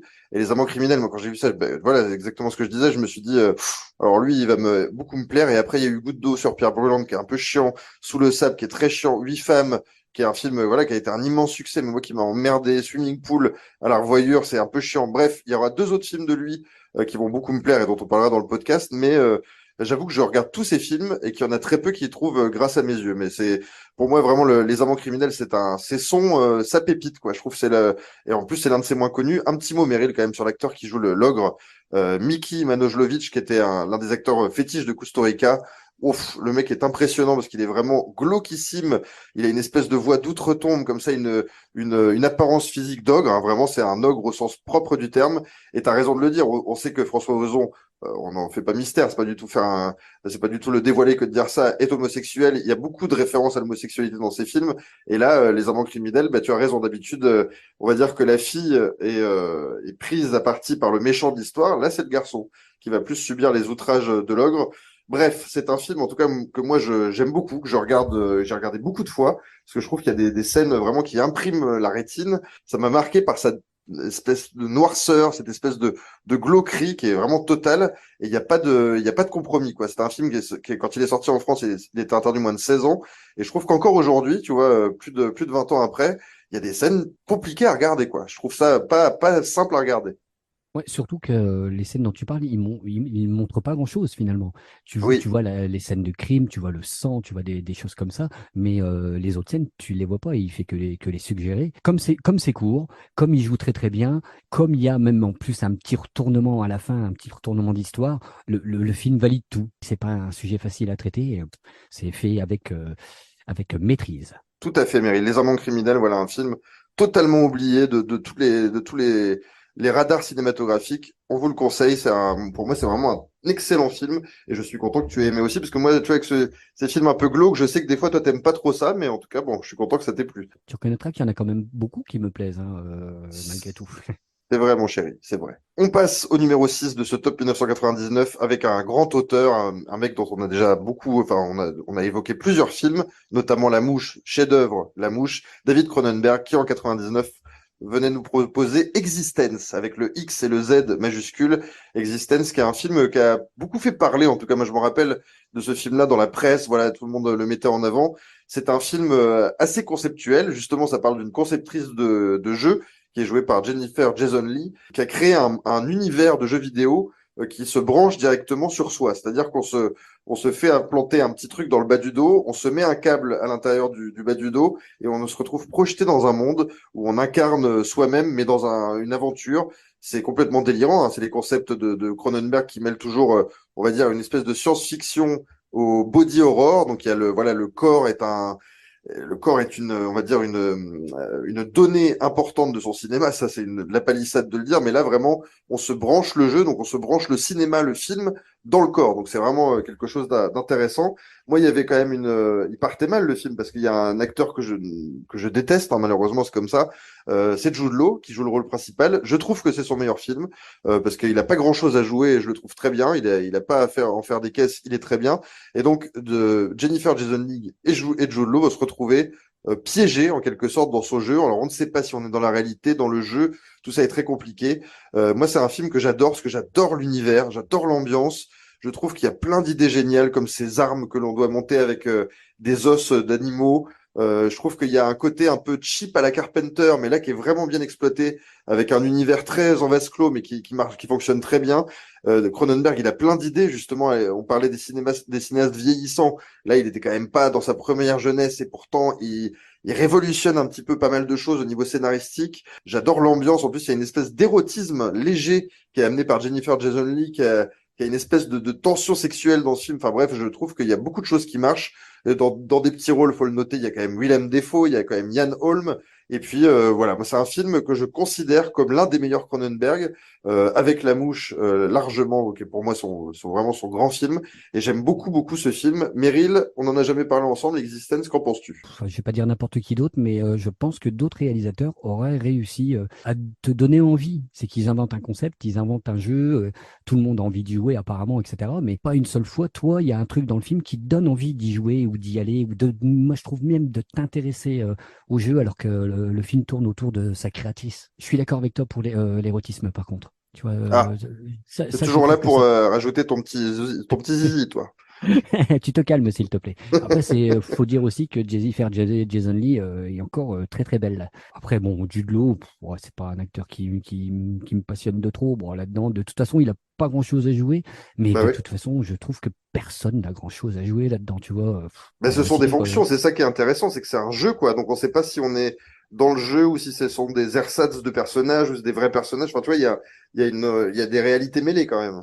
Non, mais je suis d'accord avec toi, mais alors pourquoi faire tout ce film-là juste pour que ce qui est le plus jouissif, ce soit la scène finale? C'est pas comme Ready Player One ou un truc comme ça, tu vois, où tu sais Hmm. pourquoi les gens s'y intéressent, parce qu'ils ont... Enfin bref, la pop culture, tout ça. Là, moi j'ai du mal à comprendre un petit peu ce qui peut te pousser à jouer à ce truc-là. Du coup, ça passionne pas. Enfin, après, tu sais, je vais pas être très original, parce que je j'aime vraiment pas du tout le cinéma de Cronenberg. Donc, même là, au niveau de la réalisation, y a pas grand-chose qui me plaît là-dedans, hein, tu vois, Mais et dans mes puis, souvenirs d'anciens podcasts, tu avais adoré La Mouche et tu avais beaucoup aimé Dead Zone. Donc tout c'est à pas un fait. cinéaste qui t'est complètement, t'es pas rétif à 100%, quoi. C'est lui, hein, c'est son histoire, c'est lui qui l'a écrit ce film-là. Ouais. Donc je crois que c'est surtout ça, moi, le problème. C'est que quand c'est lui qui... J'aime pas ses histoires, en fait. Je trouve qu'il ne sait pas raconter ses propres histoires et il est mieux quand il raconte celles des autres. Mais il me semble qu'on a, alors on se donne jamais nos avis avant pour garder un peu de suspense. Mais tu m'as dit un truc il y a quelques semaines. Tu m'as dit, ça me fait comme Existence, c'est-à-dire que j'ai pas plus aimé que ça, mais il m'en reste plein de choses. Oui, oui, oui, ça c'est vrai. Il y a une paire de films qui sont comme ça, hein, de toute façon. T'as dit comme Existence, mais peut-être que dans 10 ans, quand on refera un César pour Meryl, nouvelle génération, je serai fan de Kubrick et de Lynch. Pas savoir. On fera des spéciales Fritz Lang et des spéciales Murnau, tu vois, on ira dans le cinéma muet. Mais alors moi, je vais conclure sur Existence. Bon, toi, voilà, t'es pas plus client que ça. Moi, c'est vraiment un film que j'aime beaucoup, que j'ai vu beaucoup de fois. J'ai des souvenirs, pourtant je me rappelle pas souvent de mes rêves, mais j'ai déjà rêvé de ce film-là. Je trouve que l'immersion du personnage dans le jeu, parce qu'au début du film, Jude Law enfin, en tout cas, se branche le truc, rentre dans le jeu. Il y a vraiment un truc où tu as l'impression d'être dans un jeu. Moi, je sais pas comment il a su créer ça, mais j'ai l'impression d'être dans le jeu, de devoir résoudre une quête, de devoir trouver des indices. Enfin, il y a tous les codes du jeu vidéo. Moi, j'ai été un joueur de jeux vidéo, j'y suis plus du tout depuis quelques années, mais en tout cas, je retrouve le plaisir qu'il y a à ça. Je trouve que c'est un film ludique, c'est un film intéressant, c'est un film intelligent. En plus, sur le propos, c'est pas le vieux con de 70 ans qui dit ah les jeunes, arrêtez de jouer aux jeux vidéo parce que ça va vous tuer, vous allez tuer des gens dans les lycées. Bon, c'est pas du tout ça. Il y a vraiment un truc, tu vois, une co-créativité, c'est-à-dire que l'univers du jeu vidéo se mêle à celui de Cronenberg cinéaste pour faire un mélange très positif. Et je trouve que tout le monde est premier degré dans l'histoire, tout le monde y croit. Il y a vraiment il y a un fond, il y a de la forme. Moi, c'est un film que j'adore, Existence. Donc voilà, je ne peux que le conseiller, même si toi, tu es plus réticent, Meryl. On va passer à la place numéro 5 de ce top 1999. On passe donc à une comédie française, une comédie qui avait été un beau succès en 99, un film de Valérie Lemercier, Le Derrière, avec dans le rôle principal Valérie Lemercier, dans les rôles secondaires Claude Rich et Dieudonné, qui forment un couple dans le film. On retrouve également Marthe Keller, on retrouve Amira Cazard, Franck Delapersonne, Didier Bénureau, enfin voilà, la fine fleur du cinéma français. Et donc, Le Derrière, moi, c'est un film, je l'ai adoré quand je l'ai vu au cinéma à l'époque de sa sortie. C'est un film que je montre souvent à des potes comme ça en soirée, et en fait, c'est un film qui me fait marrer, qui m'a toujours fait marrer, et qui me fait encore marrer aujourd'hui. Pourtant, c'est un film qui flirte quasiment tout du long avec un ridicule, du ratage, un nanar. C'est quasiment à la lisière du nanar tout le temps. Et pourtant, moi, ça me fait trop marrer. Alors, je vais faire le pitch avant tout. C'est une jeune femme, donc Valérie Lemercier, qui veut retrouver son père. Elle a jamais connu son père, elle veut le retrouver.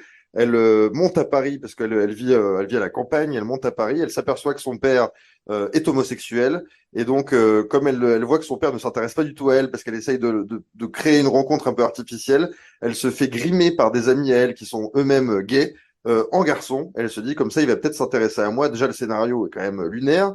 Et pourtant, ça fonctionne. Alors, je sais pas pourquoi ça fonctionne. Elle, qui devient un garçon, bah, déjà, ça fait, on y croit à peine dans le film. Enfin, c'est vraiment très bizarre. Il y a plein de situations qui sont complètement poussées à l'extrême dans la comédie. C'est presque la cage aux folles à côté, c'est presque du Romer, quoi. C'est vraiment hallucinant. Et pourtant, ça marche, notamment grâce, voilà, je vais en dire un peu plus après, grâce au couple formé par Claude Rich et Dieudonné, qui est absolument génial. Meryl, dis-moi tout. Je sais que comédie française, ça peut être compliqué des fois pour toi. Je sais pas si on peut dire comédie française, ça peut être compliqué, hein, parce que c'est ce film qui est compliqué surtout. En fait, tu sais quoi? Ça m'a fait penser à un film de Pascal Thomas. C'est un film pour le troisième âge. Tu l'as dit, hein, il y a une volonté de nanardiser tout ça, hein, et c'est bien fait, hein, d'ailleurs. Mais c'est dommage parce que j'adore Claude Rich et ça aurait pu être un bon rôle pour lui. Et, je trouve qu'il en fait des caisses et que ça colle pas bien.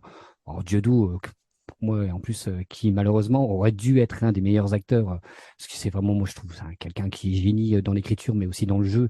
Alors là, c'est pareil, je trouve que c'est pas génial, mais c'est parce que, et Le Mercier, moi, j'adore Valérie Le Mercier qui manie l'absurde dans des sketchs, son sketch avec l'huile, tu vois, où il y a des trucs d'elle qui prouvent que c'est quelqu'un qui est génial, quoi.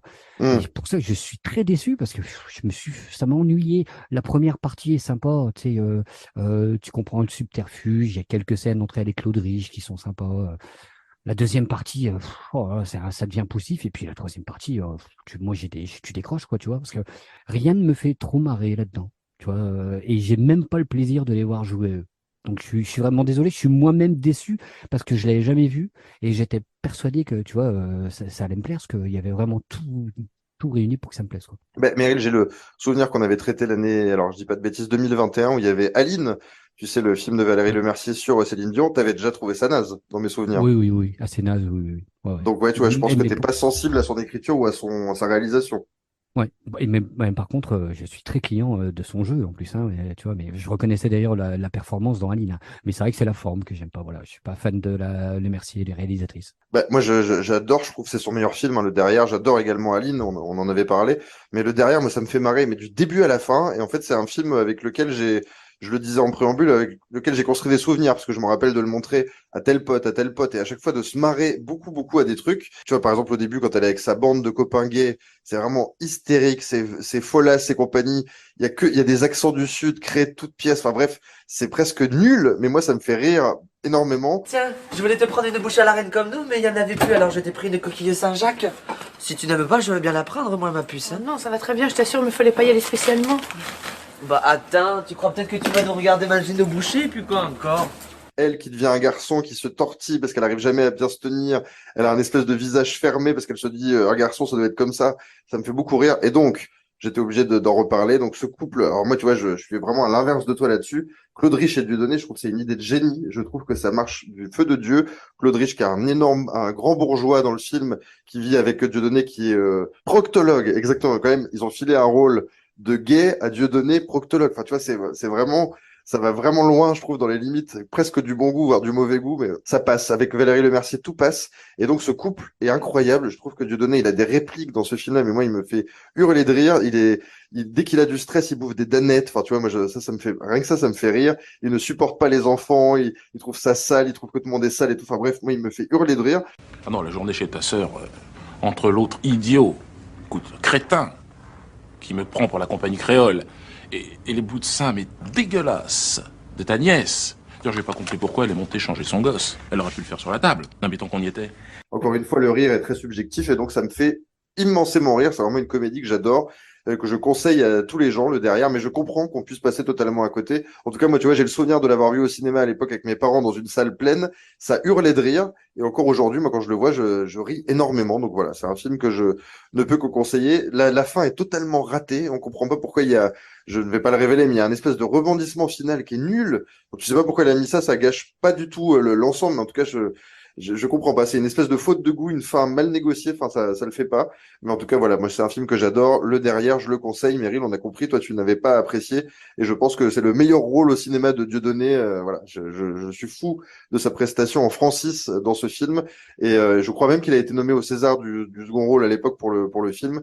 Mais bon, après, voilà, il a un petit peu vrillé, Dieudonné. Voilà, c'est dommage parce que je pense que ça aurait été vraiment l'un des meilleurs seconds rôles, voire l'un des meilleurs acteurs du cinéma français. Il avait tellement un registre et une palette de jeux génial. Il en a décidé autrement. Là, pour le coup, c'est pas la vie, c'est lui. On passe au quatrième avec un film que j'adore, qui est vraiment un film que j'aime énormément, un peu comme Existence. Je trouve que c'est un film extrêmement ludique, extrêmement plaisant à regarder. Moi, je le regarde très souvent, peut-être une fois tous les 2, 3 ans. C'est La Neuvième Porte, un film de Roman Polanski. Dernier grand film de Polanski, quoique il y en aura peut-être un autre après dont on parlera, mais en tout cas, moi, c'est mon préféré de sa dernière période, animé, emmené par Johnny Depp. Un thriller fantastique. Johnny Depp est un acheteur, un collectionneur de livres anciens. Il est toujours, voilà, il fait un périple à travers le monde pour trouver les livres les plus rares, les livres les plus coûteux pour des riches armateurs. Et un jour, voilà, il est mis sur la piste d'un livre qui va peut-être l'emmener dans des zones vers le diable. On peut dire ça comme ça. Voilà. En tout cas, il y a quelque chose de diabolique, il y a des sectes, il y a tout ça. Et moi, je trouve que c'est un film, c'est l'un des meilleurs films. Si Hergé avait dû être adapté, je trouve que c'est un Tintin, ce film. Il y a de l'aventure, il y a du mystère. Ça reste quand même assez enfantin, assez ludique dans son déroulement. Et j'adore, je trouve que plastiquement, c'est sublime. L'image est magnifique. Tout le monde est formidablement bien filmé. J'aime ce film de A à Z, La Neuvième Porte. Meryl, qu'en penses-tu? Je l'avais déjà vu moi à l'époque et ça m'avait un peu fait chier et ça m'a encore un peu fait chier. C'est pas une bonne année pour nous deux, pour nous mettre d'accord. Alors, au début, on a bien commencé quand même. Ouais, Si, on a bien commencé, mais bon, c'est dommage parce que c'était le retour de Poloski je sais pas, dans les flammes, je sais pas comment dire, ouais. vers l'enfer. Bref, alors déjà, il y a un gros problème de rythme, hein. Même Johnny Depp arrive pas à s'en dépêtrer de ce truc. À un moment donné, tu sens que lui-même perd pied. Il est hyper premier degré en plus et ça va pas trop face à de toute façon Emmanuel Seigné que moi je suis désolé de dire ça mais que je trouve mauvaise. Le scénar est intéressant hein, mais bon de toute façon le démarrage est sympa puis ça s'essouffle très très vite et ça n'arrête pas de s'essouffler. Moi c'est l'effet que ça me fait c'est que tu as l'impression que c'est un espèce de pas Indiana Jones bah oui un Tintin comme on a dit mais il veut traiter ça avec une manière hyper sérieuse puis du coup ça prend pas du tout. Tu vois, pour moi, c'est pas du tout crédible. Puis alors, à la fin, ouais, tu l'as dit. Enfin, il y a des moments, j'avais l'impression de regarder un épisode de Buffy contre les vampires, quoi. Tu vois. Alors, j'exagère Ouais. sûrement. Hein, on parle de Polanski, hein, tu vois. Mais bon, celui, franchement, moi, ça confirme ce que ça dit, c'est que Polanski, pendant longtemps, c'est un réalisateur que j'ai ignoré parce que, tu vois, ce genre de film-là ne m'ont pas donné envie de voir le reste. Et après, heureusement que je suis allé voir en arrière parce que ben, c'est clair que Polanski, il les a fait ses meilleurs films. Et puis, il n'en fera pas d'autres de ce niveau-là, quoi. Bah, moi, tu vois, je trouve que c'est vraiment son dernier grand film, La Neuvième Porte, mais c'est vrai que c'est beaucoup moins, on va dire, c'est beaucoup moins chef-d'œuvre dans l'apparence qu'un Rosemary's Baby, ou toi, tu as adoré Chinatown, par exemple. Moi, je trouve Oui, que oui. vraiment, La Neuvième Porte, c'est un film ludique, quoi. C'est un film, pour moi, c'est une BD, je le répète pour la troisième fois, mais c'est du RG, voilà, j'ai l'impression de voir un peu une adaptation de l'île Noire, quoi. Tu vois, l'île Noire de Tintin, où il allait sur ce château en Écosse, une atmosphère un peu gothique, mais un peu carton-pâte aussi.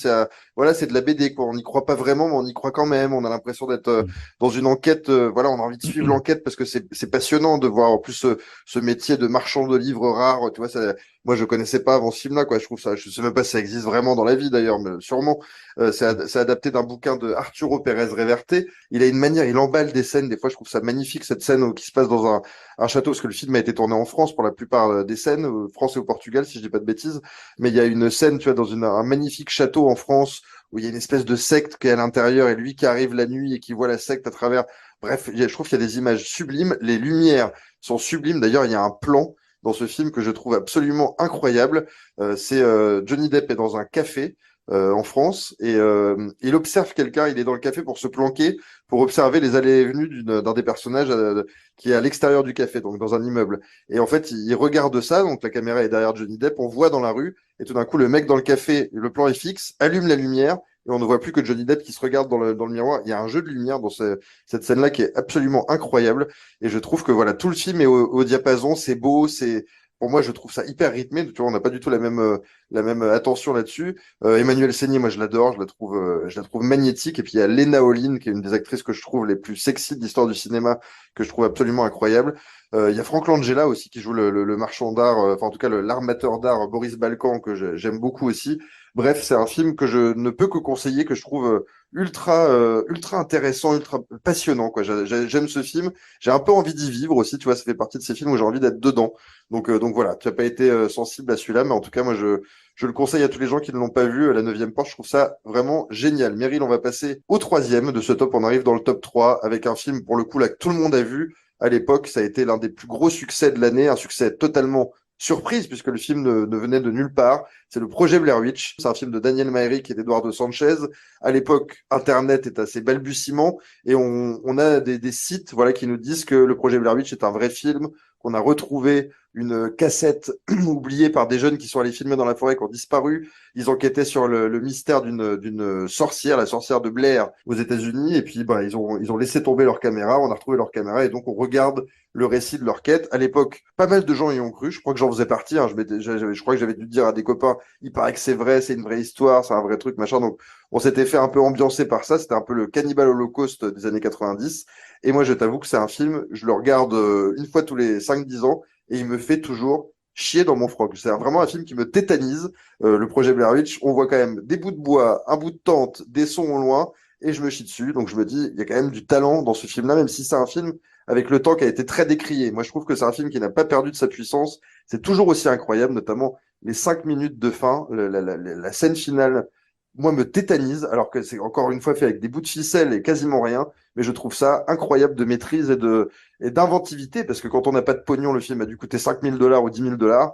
Bah, ils en ont rapporté 120 millions et je pense pas que ce soit dû uniquement au hasard. C'est dû à du talent. Meryl, le projet Blair Witch. Bah, tu vois, moi j'avais noté dans mon introduction qu'est-ce qu'aurait donné Cannibal Holocaust s'il était sorti à l'époque d'Internet. Moi je l'avais pas revu, j'étais un peu sceptique hein, d'ailleurs, parce que moi à l'époque c'est pareil, ça m'avait fait flipper, bon, je sais plus, puis j'ai cru à l'histoire ou pas, mais bon, en tout cas c'était très original pour l'époque. Les débuts du cinéma sur Internet, de la pub, la promotion du cinéma sur Internet, c'est vrai qu'il s'était permis plein de trucs, franchement, c'est un film générationnel, c'est un film culte, enfin voilà. Alors, je vais pas dire des conneries, mais du coup, c'est devenu le film le moins cher, le plus rentable ou pas? Ça a été dépassé quelques années après par un film. Alors là, pour le coup, tu vois, j'ai fait un rapport entre le manque de pognon au début et les recettes. Ça veut dire qu'il y a du talent, mais je m'annule en disant que Paranormal Activity l'a dépassé, qui est vraiment un Ah navet ouais. pour le coup, tu vois. Ouais, bah alors tu vois, c'est ce que j'allais dire, c'est que finalement le film lance ou relance un peu le fan footage. On va se taper une paire de trucs, hein. Je sais pas, je dis ça de tête, hein, mais bah, voilà, de rec en passant par.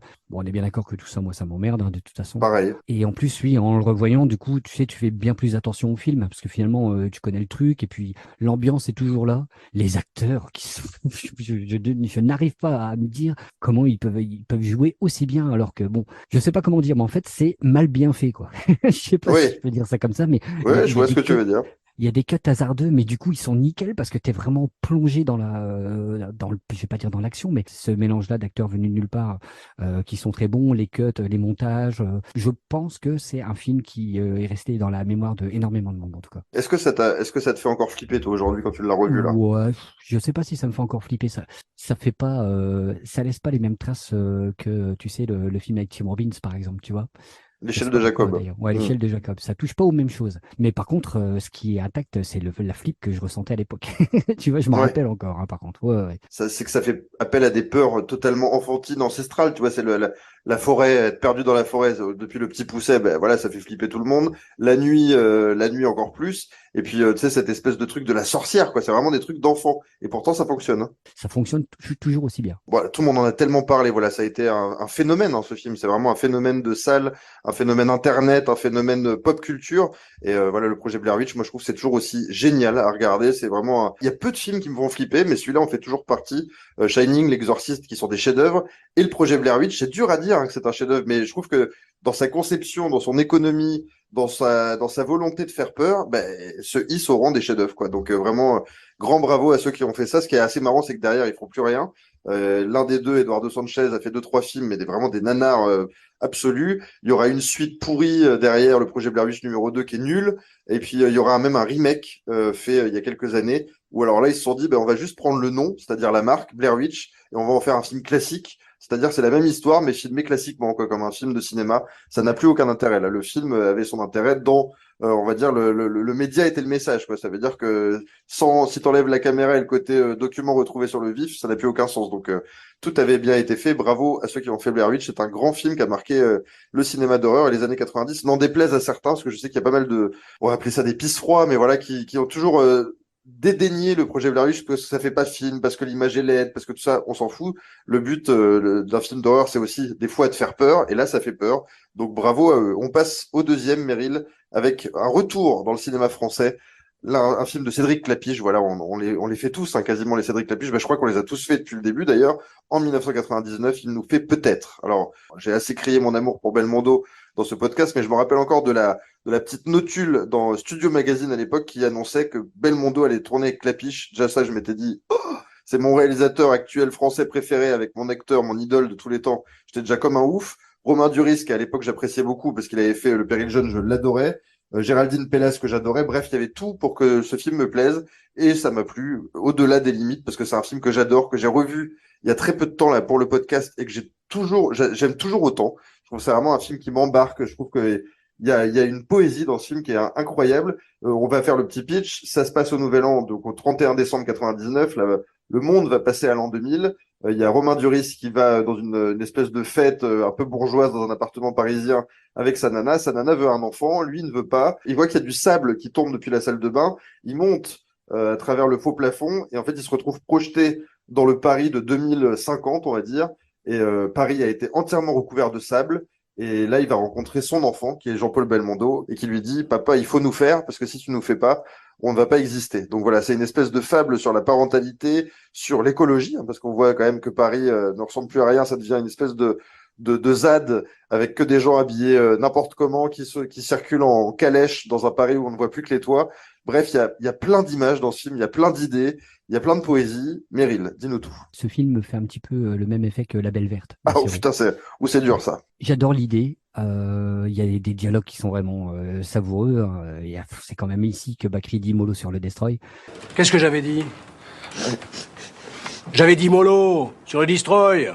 C'est clair qu'il sera pas dans mes clapiches préférés. Il est pas non plus, en tout cas, dans mes bébelles préférés. Tu vois, je trouve que Bébel, c'est pareil. Son personnage ne parle pas assez et du coup, ça tourne en rond. Et du coup, tu vois, ça fait un petit peu, ça me fait un peu le même effet dans La Belle Verte. Des successions de scènes. Tu vois, j'ai un peu cette impression de succession de scènes sans lien, mais je trouve que ça manque. Enfin, son perso manque de profondeur. Le seul acteur que je trouve bon là-dedans, bon, il y a Géraldine Pallas, hein, c'est ça, qui est cool. Et voilà. Et, moi, j'aime bien le duo Duris avec Duris Pallas. Je trouve que Duris est génial là-dedans, mais voilà. Duris, il est génial quand il est dirigé par Clapiche de toute façon. Hein. C'est vrai. Je trouve que le scénar est très original. Hein. Puis voilà, il y a vraiment des dialogues qui sont super. C'est bizarre aussi parce que tu vois, je trouve à la fois que les décors minimalistes, c'est ce qui fait que t'as un peu l'impression que Clapiche il passe à côté de sa vision. Même si je pense que c'est ce qu'il voulait faire, c'est comme ça qu'il avait dessiné son storyboard et qu'il voulait, je sais pas s'il bosse avec un storyboard, mais je pense que c'est ce qu'il voulait faire. Mais tu vois, moi, c'est ce qui pêche un petit peu, c'est que c'était ambitieux, c'est pas assez pour que ça me plaise comme ça aurait dû me plaire. Attention, hein, c'est pas un mauvais Clapiche, ça reste un chouette film à voir. Hein. Moi, je le trouve bien meilleur plus tard et un peu avant Clapiche. On va rappeler que le trio de scénaristes, c'est Santiago Amigorena, Alexis Galmo et Cédric Clapiche, donc c'est les 3 scénaristes du Péril Jeune. Ils se retrouvaient tous les 3 pour faire ce film. Moi, ce que j'ai envie de dire par rapport à... Alors, tu dis manque d'ambition. Moi, je trouve ça au contraire très ambitieux. Il y avait un budget assez fou. Et moi, ce que j'adore, c'est qu'ils ont vraiment... tu vois, c'était en 99, donc il n'y avait pas encore l'avènement. Aujourd'hui, ils le feraient en effets spéciaux numériques intégralement, je suppose, et ça aurait moins de gueule. Là, ce que j'aime, c'est que c'est recréé, donc dans un désert, ça doit être au Maroc ou je ne sais pas où ils ont recréé tous les toits de Paris comme ça, toutes les rues de Paris où on ne voit que les toits. Je trouve que c'est génial, c'est vraiment du décor en vrai, ça se voit. Il y a vraiment une imagerie géniale. Personne n'avait jamais pensé à ça, tu vois. On avait pensé à l'ère glaciaire où la terre serait recouverte de glace, noyée par l'eau. Mais le sable, tu vois, c'est vraiment une vision, je trouve, qui est géniale. Et alors, tu vois, j'ai montré ce film à mon amoureuse qui n'avait jamais vu, même jamais entendu parler. La première chose qu'elle m'a dit, en sortant, j'ai trouvé ça intéressant, elle m'a dit, c'est hyper avant-gardiste. Et c'est vrai qu'en 99, On a beau dire, mais aujourd'hui, on est à une époque où tout le monde est au courant de l'urgence climatique, de tous les drames qui touchent la planète. Mais en 99, même s'il y avait plein de gens qui donnaient l'alerte, hein, mais c'était quand même pas le cas. Et c'est vrai que la vision de Clapiche, finalement, elle est loin d'être ridicule, quoi. Tu vois, avec ce sable balayé du désert et qui pourrait recouvrir l'Europe, moi, je trouve ça vraiment intéressant. En tout cas, l'idée est intéressante. Toi, je sais que Mm. t'as une sensibilité à tout ça. Qu'est-ce que tu en penses? Non, non, c'est très intéressant et je te dis, hein, tu vois, il y a des tas de choses qui me plaisent dans le film.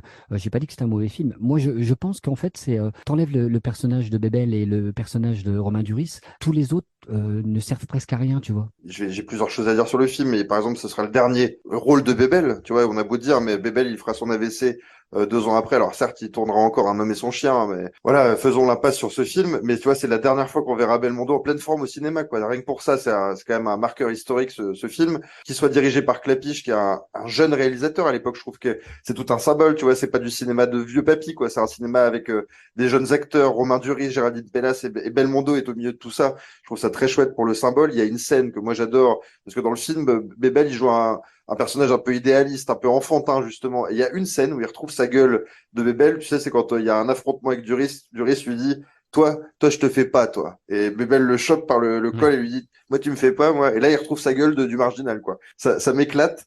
T'as raison de le dire, hein. Duris, il est vraiment excellent. De toute façon, il sera toujours génial chez Clapiche. C'est un acteur de génie chez Clapiche et qui peut être très médiocre chez d'autres. Donc c'est assez intéressant comme carrière, c'est assez marrant. Il y a des parallèles entre Duris qui est dans le futur et le Nouvel An 99. Les scènes de Nouvel An sont quand même géniales avec plein de musique de l'époque, Fatboy Slim, tout ça, Mm. c'est quand même super. Bakri avec t'as raison, hein, il a 2 répliques, mais qu'est-ce qu'il est drôle. Vincent Elbaz qui se défonce la gueule, c'est le propriétaire, enfin c'est le fils de Bakri qui doit garder la maison en ordre, qui se défonce toute la soirée, il prend toutes les drogues et tous les alcools possibles, mais il me fait beaucoup rire. Et il y a cette poésie parisienne de Clapiche à la fin, tu sais, quand on ne révèle pas la fin, mais à la fin, il y a une scène de petit matin, d'aube parisienne et qui est très très belle, je trouve. Il y a une idée très poétique dans cette scène-là. Et voilà, j'aime beaucoup de choses dans ce film. Je trouve ça un film, c'est un petit chef-d'œuvre pour moi. Je trouve qu'il y a vraiment plein de poésie, plein de belles images, plein de visions, quoi. C'est un film qui est très riche. Je trouve, ça a été un semi-échec à l'époque, hein, parce que le Ouais. film a coûté très cher. Il fera 1 million d'entrées, à peine 1 million d'entrées. Et voilà, c'est dommage parce que des fois, quand il y a des réalisateurs comme ça qui ont des grandes visions en France, c'est un peu mal compris, quoi. En plus, l'affiche, elle était ambitieuse, qu'ils avaient quand même Belmondo, Romain Duris, qui était une star en devenir, et sur l'affiche, c'est Paris sous le sable, quoi. Voilà, il y a Ouais. les noms des acteurs, mais pas plus. Voilà, en tout cas, moi, Et, j'adore ce film, et je trouve que c'est un film dont on parle plus du tout, déjà peut-être plus de 20 ans après sa sortie, donc c'est dommage. Voilà, moi, j'ai envie de réhabiliter ce film. Je trouve il mérite beaucoup, beaucoup. La musique est super aussi, la musique de Loïc Dury, qui fait la musique de tous les Clapiches à partir de ce moment-là, elle est géniale. Et il y a même une petite apparition dans une scène de Screaming Jay Hawkins, voilà, qui jouait dans Mystery Train. Donc je me dis, le mec a joué dans 2 films que j'adore. Voilà.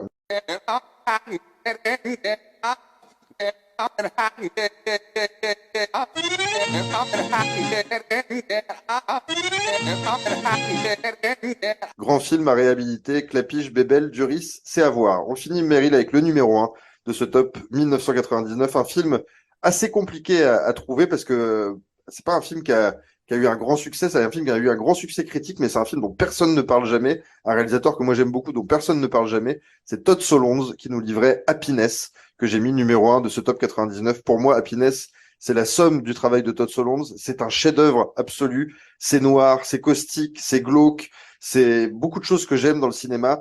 Alors c'est assez irrésumable, hein, parce que c'est un film, donc Happiness porte bien mal son titre, hein, c'est vraiment un film sur le malheur, sur la solitude, sur la tristesse des vies d'aujourd'hui. C'est plein de personnages qui se croisent, qui essayent de connecter, quoi, on peut dire ça comme ça, qui essayent d'avoir des rapports humains, quoi, et qui n'y arrivent pas, qui sont tous dans l'échec, dans la médiocrité, dans la loose. C'est très compliqué. Il y a un casting qui est quand même flamboyant. Philippe Seymour Hoffman, qui est absolument génial dans ce film. Dylan Baker, qui a un rôle glauquissime. Je vous laisse le découvrir quand vous verrez le film. Lara Flynn Boyle, qui est une actrice que moi j'aimais énormément à l'époque. Ben Gazzara également. Voilà, beaucoup d'acteurs que moi j'aime énormément. Et en fait, Todd Solondz, c'est un réalisateur qui, certains pour le décrédibiliser disent, il déteste ses personnages. Mais bien sûr, parce je pense que c'est un mec qui déteste la nature humaine et il ne montre que l'aspect le plus noir de la nature humaine. Il en faut. Il faut pas que des gens émerveillés et esbobis devant les rapports humains. Là, c'est un peu l'inverse de peut-être, quoi. Peut-être c'est un film plein d'espoir et plein de candeur. Là, Happiness, c'est le fond du fond de la noirceur, mais ça reste presque drôle par instant, presque. Enfin, il y a des instants de comédie, il y a des instants. Moi, il y a des scènes là-dedans qui, on peut pas tout révéler, hein, parce qu'il y a des intrigues vraiment très compliquées, mais pour moi, c'est un chef-d'œuvre. Happiness, Meryl, je sais que tu l'as vu tout récemment. Tout à fait. Et je l'avais jamais vu en plus. Je suis sûr que tu t'attendais à ce que je te dise, mais t'exagères, pourquoi tu mets ça en top alors que, vu tous les films Oui. qu'on vient de faire, tu mets ça en numéro 1. Eh bien, je suis entièrement d'accord avec toi. Ah, C'est un film incroyable. En je suis plus, content. ça te prend pas surprise parce que finalement, les trois quarts du film, c'est un peu un film sur les relations humaines, amoureuses des différents protagonistes, souvent sur leur peur d'être seuls. Je suis content de voir Ben Gazzara dans un autre rôle parce que moi, c'est un acteur que je connais très peu à part Big Lebowski, puis certainement d'autres que j'oublie, mais il est juste génial. Mais ils sont tous géniaux de toute façon.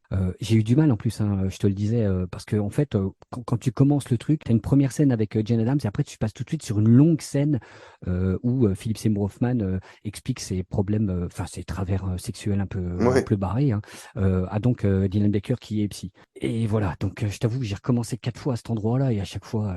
Et c'est parfait parce que j'ai fini par le regarder avant-hier parce qu'il fallait, voilà, on allait faire le podcast et c'est bien parce que tu vois, prendre des films comme ça en pleine gueule, j'étais en condition, quoi. Je n'y attendais pas du tout. C'est à la fois un drame social, mais c'est très tordu aussi, hein, mais parce qu'il y a des protagonistes assez tordus dans leur tête, hein, de toute façon. On croise énormément de gens de notre vie de tous les jours, hein, même si nous, on ne sait pas vraiment ce qu'il y a dans leur tête, mais les gens dont ils parlent, ce sont des gens à peu près lambda. Une super découverte. Faut mieux rien révéler parce qu'en plus, comme c'est plein d'intrigues imbriquées, c'est dommage parce que si on donne un petit point d'une des histoires, on révèle quasiment tout. Donc, c'est autant de pas en Ouais. parler. On peut juste te dire, par exemple, parce que ça ne révèle en rien le déroulé du scénario. Philippe Seymour Hoffman joue un type, mais vraiment, c'est la tristesse incarnée, quoi. C'est vraiment le pauvre type qui vit seul dans un appart de merde. Enfin bref, il a une vie de merde. Et en fait, son truc, lui, c'est d'appeler des nanas, de se branler, hein, en écoutant les voix des nanas. Et en fait, quand il gicle, il, il gicle sur son mur et il colle une carte postale avec son sperme, quoi. C'est quand même, Tu vois, même ça, moi, je l'aurais pas révélé. non, mais c'est quand même Là, une tu vas faire. idée incroyable, quoi. Ouais, mais là, tu vois, tu vas faire peur aux gens, mais bon, c'est vraiment un des personnages les plus barrés du film, hein. Ouais. Sinon, il y a aussi, c'est ce qui est intéressant d'ailleurs, hein, parce que voilà, le personnage principal, tu t'attends pas du tout au renversement de situation de la fin, donc, mais oui, Tu oui. parles de Dylan Baker ou? Oui, Dylan Baker. Ouais, Ah enfin, ouais. j'ai dit personnage principal, voilà, Ouais. c'est pas le perso principal, mais bon. Bah, c'est l'histoire qui marque le plus. Enfin, moi, Oui, voilà, je c'est sais que ça. ça m'avait Ouais. glacé quand je l'avais vu à l'époque, ce Ouais, ouais, truc-là, hein. ouais. C'est un film qui n'aurait pas pu marcher aussi bien que American Beauty, même si, tu vois, il en a les travers, mais il va quand même carrément plus loin et il est beaucoup moins populaire et hollywoodien.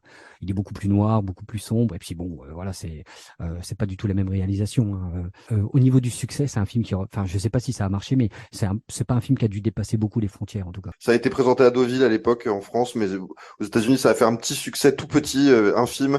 Mais par contre, Todd Solondz, je te le dis d'ores et déjà, c'est un réalisateur, je pense, dont on va beaucoup parler. Parce que moi, c'est un mec dont j'aime beaucoup le travail, même s'il va un peu s'auto-caricaturer avec le temps. Mais en tout cas, bon, Happiness, pour moi, c'est son plus grand film.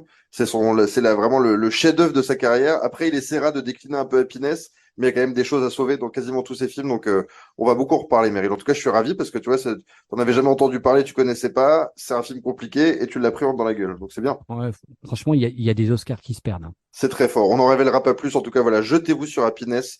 C'est un chef-d'œuvre, vraiment. En plus, c'est toujours bien de voir des films totalement inconnus où tu ne sais rien du film. Jetez-vous dessus. C'est pas évident à trouver. Même, tu vois, moi, j'ai toujours pas le DVD alors que je suis un collectionneur. Le truc se vend à 100 balles ou 90 balles sur Internet parce qu'il est devenu introuvable. Donc voilà, trouvez-le. Je pense qu'il doit être sur des plateformes légales. C'est trouvable. Happiness. On va rappeler le top. Happiness en numéro 1, peut-être en numéro 2, le projet Blair Witch, La Neuvième Porte, Le Derrière, Existence, Les Amants Criminels et Les Parasites, Fight Club, le film dont tu voulais parler mais pas moi, et dans les films à voir, Louis Take Two, Un Plan Simple, Rosetta, Mes Amis et Eyes Wide Shut. Meryl, on a bouclé la décennie 90. Une de plus de moins, chef. La bouclée en faisant le top 90, comme on le disait en début de podcast, ce sera le prochain qu'on mettra en ligne. Mais voilà, en tout cas, de finir sur Happiness pour les années 90, je trouvais que c'était un bon clin d'œil, tu vois, parce que ces années-là qui étaient censées être des années un peu fast, un peu fric, bon, il y a quand même la face cachée, c'est Happiness, quoi. Ça montre bien la noirceur de l'Amérique et même du monde. Ouais, enfin, tu sais, c'est un film qui aurait pu sortir 10 ans avant, ça aurait été la même, hein, de toute façon. C'est pas un film qu'adage, je trouve. Donc, Meryl, on se retrouve très vite pour faire notre top 90. Tout à fait. Bisous, Meryl, à bientôt. Bisous, mon petit César, à bientôt, ciao.